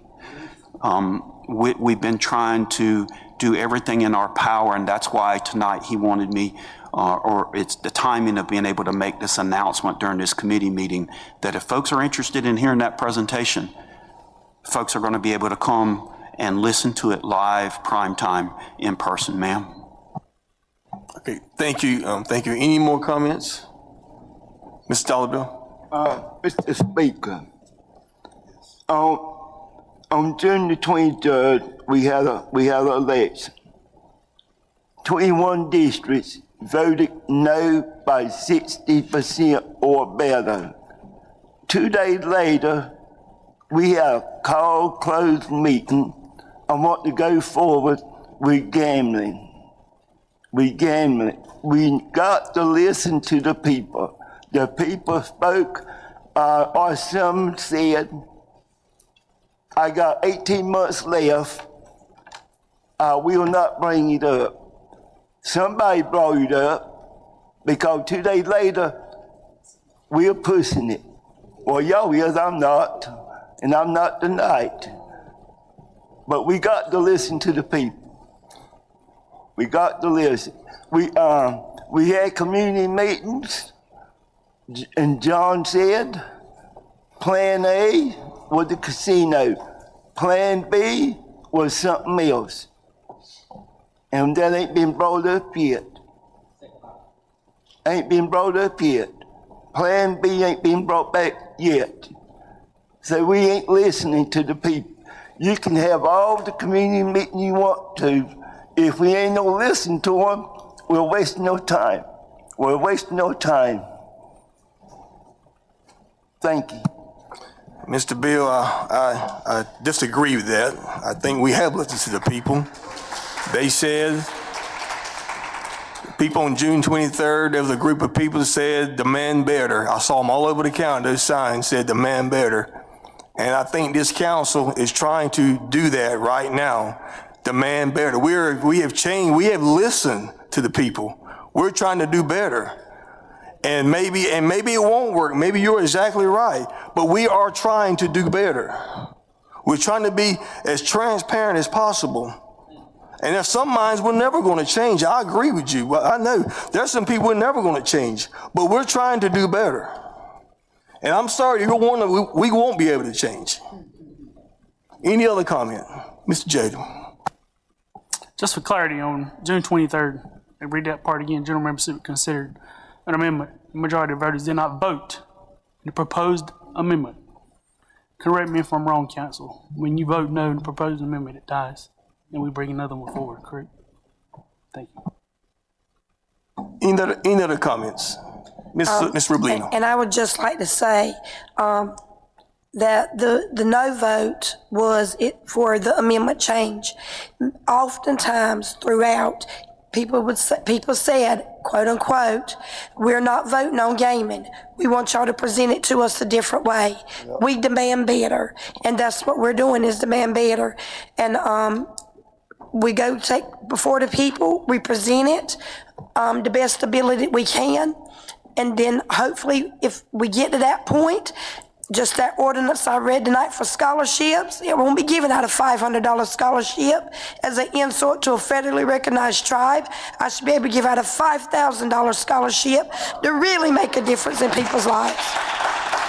And that's the presentations that we're going to make. And just so you know, Dollar Bill, we're neighbors, and a lot of your constituents call me and say, tell me, explain this to me. And I want you to know a lot of people in Roland are for gaming. They just went for the way that amendment was presented. And that's what we're doing. They demanded better, and we're making an effort, an all-out effort to do better. And it involves the people. Any other comments? Hold on, Dollar Bill. Any other comments? Before we vote on this motion or this ordinance, resolution, I'd like to make a motion that if it's at all possible, for transparency purposes, that if at all possible, that Tuesday's night meeting is live streamed. Well, you want me to respond? That's my motion. Okay. Got a motion on the floor already. You already got a motion on the floor? You got a motion on the floor already for the resolution. Let's get this motion. Okay, whatever. So we still have motion on the floor for the resolution. Mr. Bill. My last comment is, guys, we're sitting on a gold mine and we ain't holding them accountable. LTH is sitting on a gold mine and we're losing money over there. So we need to look around and see where the money need to be coming from. That's guaranteed money, LTH, but it ain't coming in. Any other comments? Roll call.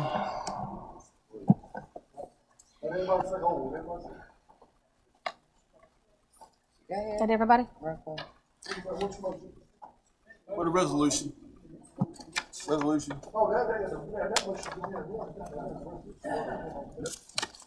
The motion that we're voting on is for CLR 2026-0820-001, Economic and Community Development Priority Designation.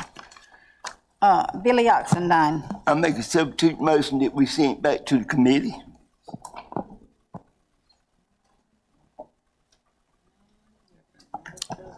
No second fails. Continue on. Billy Oxendine. No. Braylon Mitchell. Yes. Harold Smith. Yes. Jody Bullard. Yes. Carrington Locklear. Yes. Larry Chavis. Yes. Rubelina Locklear. Yes. Kathy Hunt. Johnny Bell. Yes. Bobby Emanuel. Yes. Josephine Doss. Yes. Homer Fields. Yes. Sharon Hunt, yes. Nancy Locklear. Yes. Sandra Dial. Yes. Mary Locklear. Yes. Larry Souls. Yes. Rudy Locklear. Yes. Eric Chavis. Yes. Motion carried. Thank you, Ms. Sharon. Mr. Rudy, thank you. Yes, Mr. Rudy. Thank you. I'd just like to make one more remark. just to follow up what Mr. Malcolm had made his statement. So, Ms. Sharon, thank you for making that motion. I did want to discuss that with you guys at some point, but as of right now, like Mr. Malcolm did state, given that they are requesting that we have a mechanism in place to capture everyone's information that will be on the live stream. I'm hoping, and I appreciate you saying it just to preempt it and get everyone prepared just in case, but I'm hoping we have a solution in place they're still working on it, but Mr. Malcolm wanted to let the cat out of the bag, but they are still working on that, and I'm hoping that prior to Tuesday night, we will have a mechanism in place to capture that information. But I will say that if there is not, then I highly encourage everyone to come to the meeting to not only hear that presentation, but also to hear the conversations we're having about the gaming ordinance, because that is still in committee and still being hashed out. It's about the commission seats and how they'll be appointed, and the representatives, and all that stuff is in that ordinance. So it's still a lot of work to be done, and I encourage everyone to come out to that portion. And even like Mr. Malcolm said, that portion will be live streamed. Everything up to the part about the federal government's presentation will be live streamed. But hopefully I'll have some kind of mechanism in place to capture information. But I was going to say that I think the appropriate setting would have been to make that motion at the committee meeting, not to go into closed session and then, or not to cut off the live stream, and then at some point we would have to make a decision whether or not we heard our presentation or we just kept the live stream on. And that would be the ultimatum I think we would have. And I just wanted to make one more remark, that everyone who does come that night to hear the presentation, we will have to gather your information. So if you do come, there will be a sign-in sheet or a sign-up sheet that will be passed around by administration to gather everyone's information that will be present that night. Thank you, Mr. Bob. Thank you, Mr. Rudy. This time we'll go on to the Chairman's report. The Chairman's not here, but Mr. Ronnie, our interim tribal administrator, is here. Mr. Ronnie? Thank you, Mr. Chairman. Do have a couple of updates for the council tonight. Chairman,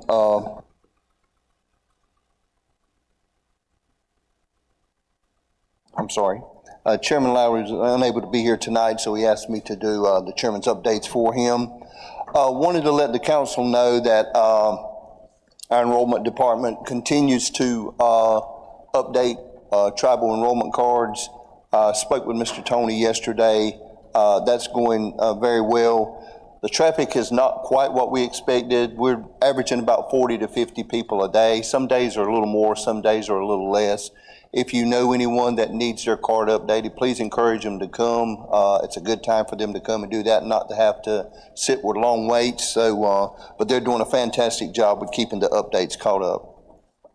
Wanted to let the council know that on Wednesday, the 19th, which was yesterday, Blue Cross and Blue Shield came out and partnered with DSS and the Lumbee Tribe, and they packed over 200 Comfort Case backpacks.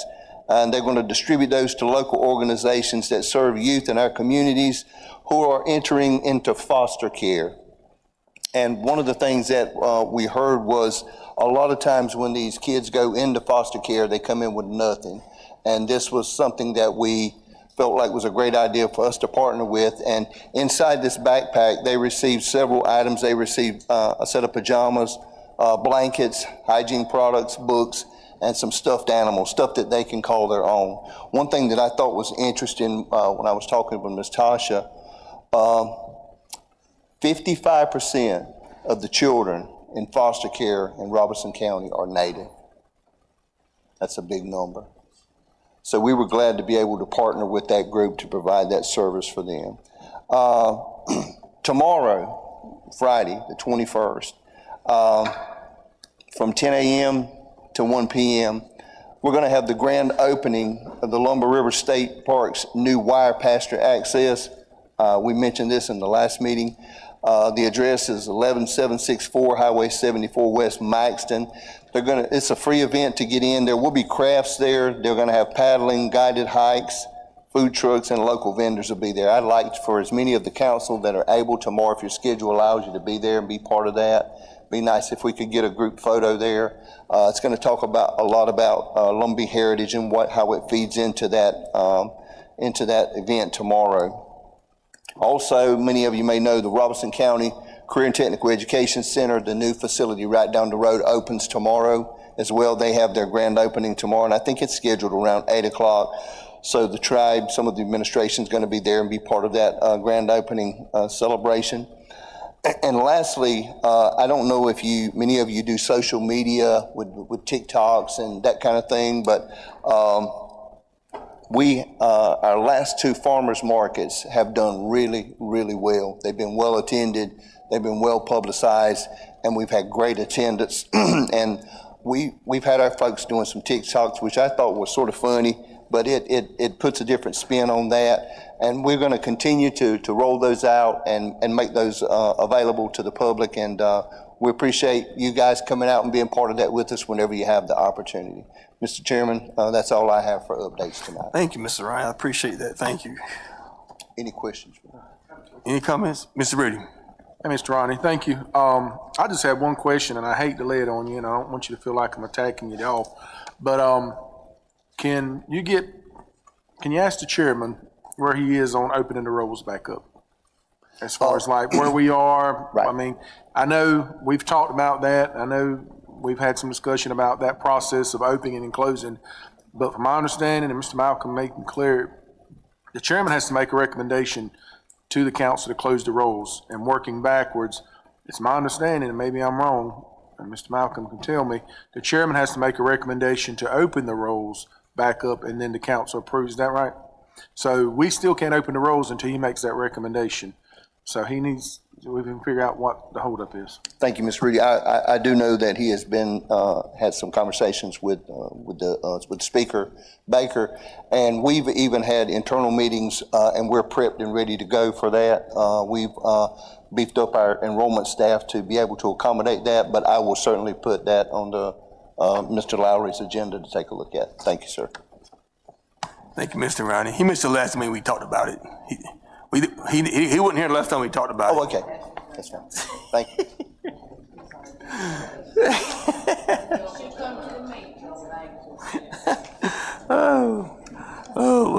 Lord. At this time, we go into community comments.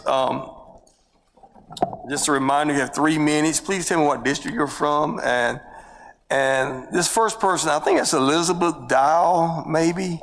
I'm not sure what the last name is. What's that? I'm sorry.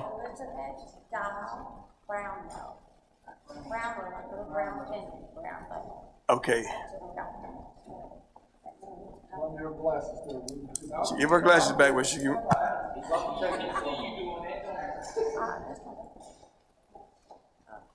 Thank you so much. Let me borrow your glasses. Very welcome. I was gonna hang on to them. I was just concerned about the roll call, but I think y'all was covered all that already, you know? I mean, I've been listening and I just went to vote and I wasn't there on the roll call. And I had voted in my district before for council members. And I didn't understand why I'd be removed. But there was a lot of people coming in that had been. They couldn't find their name on the roll call during the voting. So I was just wondering when you was going to have it again and so we get it right.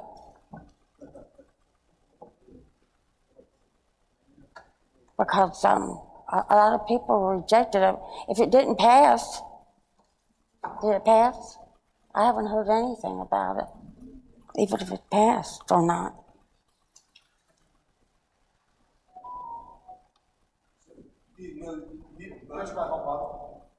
You didn't vote? Did y'all, the ones that did vote, did they vote it in for the gaming? No, ma'am. Well, I can understand why. The ordinance didn't pass. The amendment didn't pass. Right. Well, in our district, all over the counties, and throughout Carolina. We got gaming in all the stores that we travel into buy, fast trade in and out to get gas. And there's places set up all over the place in the stores to do gaming. We're talking about a resort where their families can go and come out of town, enjoy themselves and visit and spend the money in our community. And it's gonna make it better for our people and for our community. And we could use that, you know? I think it would be a great thing. And I do think that she should consider having that roll call again and getting it right. Because I've been here, I was one of the first ones on the roll call, and I'm live. And even if I wasn't, I shouldn't be removed. I've got children and grandchildren under me. This could be used in my bloodline, you know? Yes, ma'am. So it don't make no sense. But something went wrong, and I hope it can be reconsidered and try again. Because I seriously think that it's something our community could really prosper from, you know? Thank you. Y'all think about it. Thank you, ma'am. She's District 5.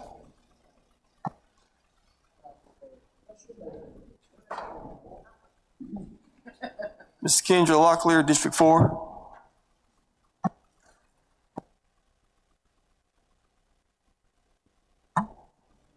Well, my comments were originally prepared for y'all not acting, so congratulations. Thank you for acting on behalf of our people when it comes to our water.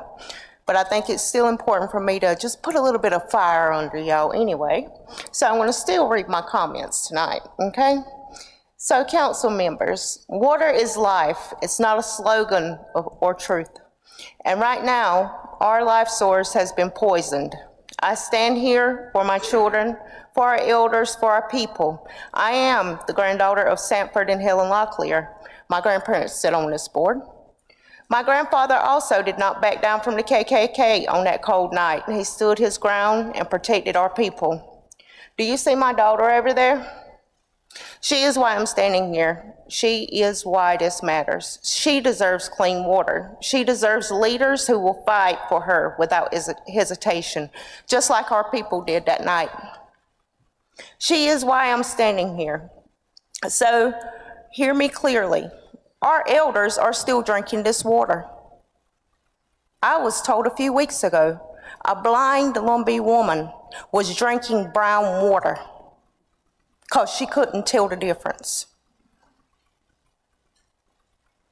People are still bathing in this water, still trusting that someone in leadership has the courage to tell them the truth.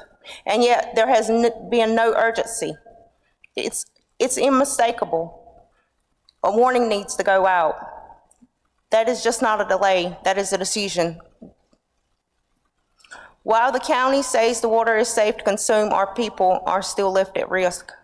Tomorrow, we'll gather to celebrate the river. What are we celebrating? She has been poisoned. We should be mourning. We should be sounding the alarm. We should be fighting with everything we have to protect what gives us life. Instead, we are watching hesitation. We have been watching in silence. We are watching a failure to act. Government agencies ask, how much harm is legally allowed? But we are not bound to that mindset. We are people. We are now sovereign people. And sovereignty demands a higher question. What harm are we willing to accept for our children, for our elders, for our future? And the answer should be none. So I'm asking you, what is holding you back? Are there known conflicts of interest? Are you protecting reputations instead of protecting my people, our people? Are you allowing outside pressure from the county, from industry, from politics to silence your responsibility? Ethics is not optional inside of this turtle. If there are conflicts influencing decisions about our water or our health care on this council or within this administration, then that must be addressed immediately. Our people demand and deserve transparency, accountability, and leadership free from divided interests. Let me be clear, this tribe does not answer to the county, the state, or an individual. Do you understand the authority you carry as 575? You answer to the people, because without the people, there is no tribe. Courage is not optional. Leadership is not optional. Our ancestors did not hesitate. When hate came to our doorsteps, they stood. They fought. They made it clear our people would not be threatened, silenced, or sacrificed. And now it is your turn. Our children are watching. Indian country is watching. History is watching. Will 575 be known as the tribe that poisoned their own people? What will history say about you? That you stay quiet while elders drank poison water, while they ate poison fish, or that you stood up, spoke truth, and fought for our people when it mattered the most? Stop waiting, stop deferring, stop accepting harm for our people. Let's start using that new technology and send out a text to our people and let them know to stop drinking the water. Water is life, so fight like it depends on it, because it does. Thank you. Okay. Ms. Espadasa Locklear? Oh, that's a Esperanza Locklear, thank you. District 5. Good evening, members of the Tribal Council, especially my District 5, Carrington Locklear. My name is Esperanza Locklear. I'm the daughter of Alex Locklear, who sits on this front row. I'm also the daughter of the late Janice Locklear. I reside right here in District 5 in Prospect Community. I might get a little bit emotional because I'm passionate about why I'm here. My mom passed away to pancreatic cancer. It was aggressive. She was diagnosed in January. She was gone by April. She was a school nurse here for 27 years, caring for your kids, advocating for them. I want to carry on her legacy. I'm here to speak for our people who are bleeding, who need healing, who are quietly being poisoned by the very systems meant to keep them safe. My mother dedicated her entire life to healing others, providing comfort and fighting for health of our communities. I too am a nurse. I too use my voice to protect and advocate for all of our people the same way she did. Within just a 1.5 mile radius on Hezekiah Road, we have lost 21 people. 21, including my mother. Let me make one thing absolutely clear to all of you sitting here. These families are not drinking from old private wells. They were all on county water. This means our people are paying a bill every month for the water that is killing them. We know that Robeson County's public water system has faced severe scrutiny, public outcry, and legal battles over PFAS, forever chemicals, the industrial toxic runoff. What is happening not only on our road of Hezekiah, also our entire county of Robeson is the living, dying proof of environmental injustice. But it doesn't just stop there. It's not only in the tap, it's in the air, it's in our soil. The same soil that our kids go outside and play in, the same air that we are all breathing. I'm here tonight asking our council for our official acknowledgement and immediate awareness to our people, which you have done, so I thank you all, because I couldn't even have my degree if it weren't for y'all. You all helped me get a degree, not only through the LRDA, but through our volunteer coordinators for vocational rehabilitation right behind this building. First, I want to ask you all to formally acknowledge Robeson County as a public health emergency. We cannot fix a problem if our leadership refuses to make it very well known. Acknowledge that 21 lives lost in 1.5 miles is not a coincidence, it is a crisis. Second, I ask the tribe to launch an immediate public awareness campaign for our people. Our community needs to know what they are putting in their bodies. We need advisory for the county to stop drinking the water. You can't filter it out. They need to stop cooking with it. We can't boil it out. Stop swimming in the river. Stop consuming the fish caught in the river. The tribe must use this platform to educate, because education is key. There's so many educational barriers here. Our area is about our water safety, the risk of our county, the risk of the water contamination, how to protect themselves, which I have been researching this since 2013 when Dr. Sellers consumed the cancer herself and found the PFAS in the water.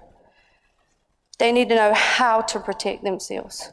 With our federal recognition and our direct relationships with agencies such as United States Environmental Protection Agencies and EPAs, we have the sovereign power to demand this accountability.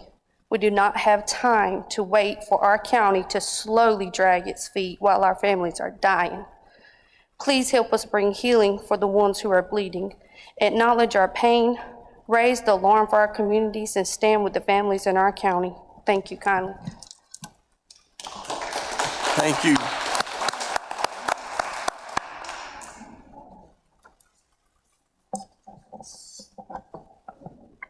Ms. Joanne Harris.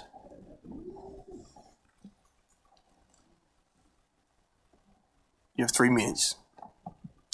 Good evening. I'm here on behalf of a family that needs help.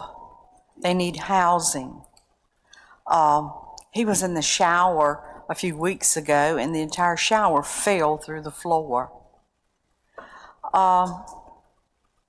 We're proud of our recognition, but what are we doing about it? What are we doing with it? I have one verse I'd like to read from the Bible, John 3:17. But if anyone has this world's goods and sees his brother and fellow believers in need, but closes his heart of compassion against him, how can the love of God live and remain in you? That's the Bible. That's the truth. I am asking for help for this family, a husband, a wife, and a little grandson. I was told there's temporary housing that's available through the housing department. I don't know. There's emergency rehab support that can help with repairs. He doesn't have a house to repair. That's someone else's house. And he's been told, get out. After that shower fell through the house, I guess they were afraid he's going to sue him or whatever. So now he has a few days to be out. It looks like it needs to be condemned to me. I understand there's temporary funding for hotels through the housing department. And that each of you receive monies for your district. Why hasn't he been helped? And I know there's over $10 million in that Lumbee Tribe Holdings, that LTH, that can be used for emergencies. And if this isn't an emergency, I don't know what it is. Please help him. I've spoken to some of you about him, his family. He's been in, he came the other day to do an application, and of course everybody had gone to lunch. Why not stagger your lunches? Does everybody have to go to lunch at the same time? He doesn't have transportation, so he came, somebody brought him. So then that means somebody's got to bring him again. This family needs help. And I know there's money that can help him. Thank you. Thank you. Thank you, Ms. Harris. Ms. Harris, will you see Mr. Matt Rowland right here to get information? See, you got it. We already got it. Okay, good deal. Good. Already talked to Mr.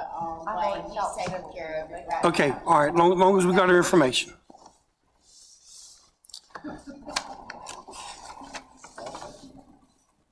Okay. Okay, now let's do calendar review. Let's start with the month of August. Mr. Speaker, I have one community comment. I probably Yes. don't need to say it afterwards because it's maybe like an event. Yeah. Set afterwards. Was it September? Yeah, I think it was. Let's get to September. Okay. Let's do August first. So August, we have, this coming Saturday, we have District 3 and 21 Community Back to School Bash from 10 to 12 at Rogers Screen Printing. That is, that's Mr. Hurl and Eric, okay. It's on Fayetteville Road in Lumberton. And then District 6, 7, and 20 have a back to school bash from 3 to 5 at Pembroke Recreation Complex. That's Mr. Larry, 7, who's 7? Nancy, Rubelina, and 20 is Rudy, okay. All right, so that's 2 back to school bashes coming Saturday. Also, the 24th, which is Monday, we have a budget session close to the public starting at 6:30. On Tuesday, the 25th, we have a Constitution ordinance meeting starting at 6:30, which is not currently going to be live streamed, but we're working on that. The 27th, we have a budget session starting at 6:30. And on the 31st, we have a budget session starting at 6:30. Are we missing anything else we need to schedule in the month of August? I already announced that. Anything else in the month of August? Moving on to September, I wrote down the medical clinic for the 10th at 5:30. Are we good with that? On September the 10th at 5:30 for the tribal council? Okay, I wrote it down, September 10th, 5:30. Mr. Speaker, Mr. Chairman, I got economic development on the 3rd at 6:30. On the 3rd, economic development, okay. Repeat that on the 10th, Mr. At Chairman. 5:30, medical clinic. Tell them where it's at. Oh, it's the Old Native Angels. It's for, It's all for UMC. yeah, right, yes, ma'am. And what time is that, Miss? 6:30? Yeah, 6:30. 6:30. Okay. What you got, Miss Nancy? If the thing's the 10th at 5:30, we could maybe have a, finance meeting on the 10th at 6:30. Yeah. Okay, I'm gonna do, finance committee at 6:30 and housing at 7:30. You good with that, Mr. Hurl? Yeah, Ms. Nasty. On the 10th? On the 10th. Okay. It said finance at 6:30, housing at 7:30. Okay, what else, Mr. Jody? Oh, yes. I'm sorry, Miss Nancy, Miss Sharon will be on leave on the 10th. I just wanted to let y'all know in case. Miss Sharon Bell, yeah. Okay. I just want to be clear in case. Ain't she got a sister? We have a manager, yes, but I was just informing that. Because she that Miss- passed away tonight, that means we gotta have somebody to run. I understand, yes, sir, I understand. I just wanted to make sure the council was aware, that was all. Hey, is Miss Sharon here? Yes, ma'am. Ask, Miss Sharon, can you come up? I'm sorry, I didn't know. Wait, can we do something? I'm trying to do my calendar here, girl. Mr. Speaker, Mr. Jody, what you got? Talk to me. September the 9th, Health and Human Services. That's a Wednesday. I'm sorry, September the 8th. Health and Human Services. 6:30. Agriculture. Okay, 6, 7:30. Okay. All right. Miss Sharon, Miss Nancy wants to talk to you. Do you want to change it from the 10th, Miss Sharon? Okay. Jay, what you want, Miss I got it. I'm gonna be. Changing housing as well. Yeah, I go with Miss Nancy. You want to go to first? Is that too soon?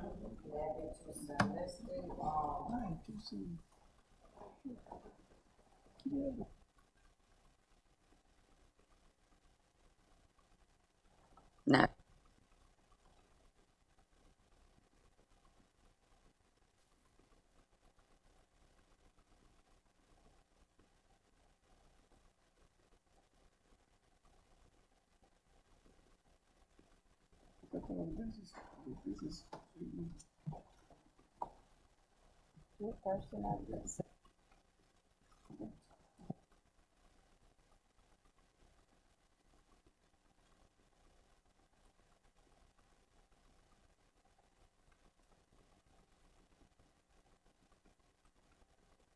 Rudy, what you got? Decide.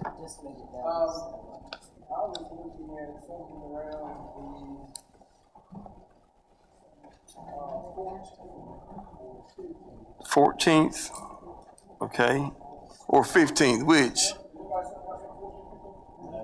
No. No. No. 6:30? Okay.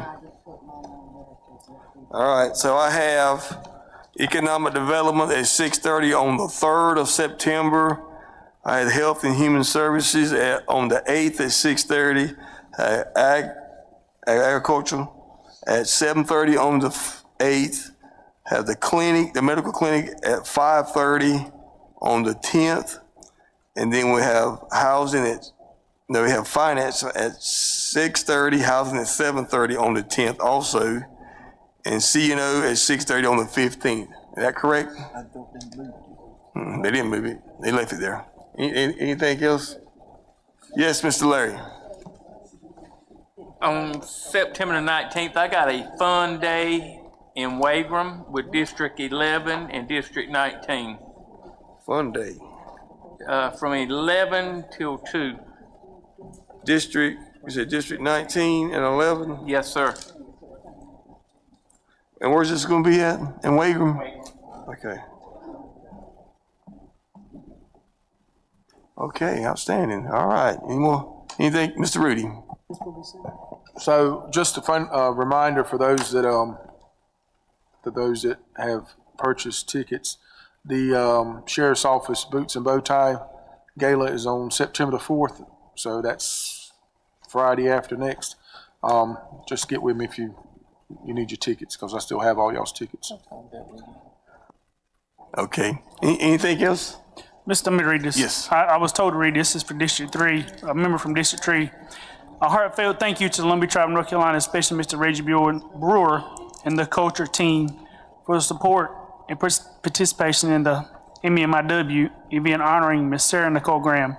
Your presence at Sarah's vigil meant so much and helped us honor the life and memory and the continued call for justice and awareness for missing and murderless Indigenous women. Thank you for standing with Sarah's family, friends, community, and for helping ensure that Sarah is never forgotten. Justice for Sarah Nicole Graham. With very much gratitude, Kristen Nicole, District 3. Thank you, Mr. Jody. Any other comments? Motion to adjourn. Need a second? Mr. Holman, list and benediction, please.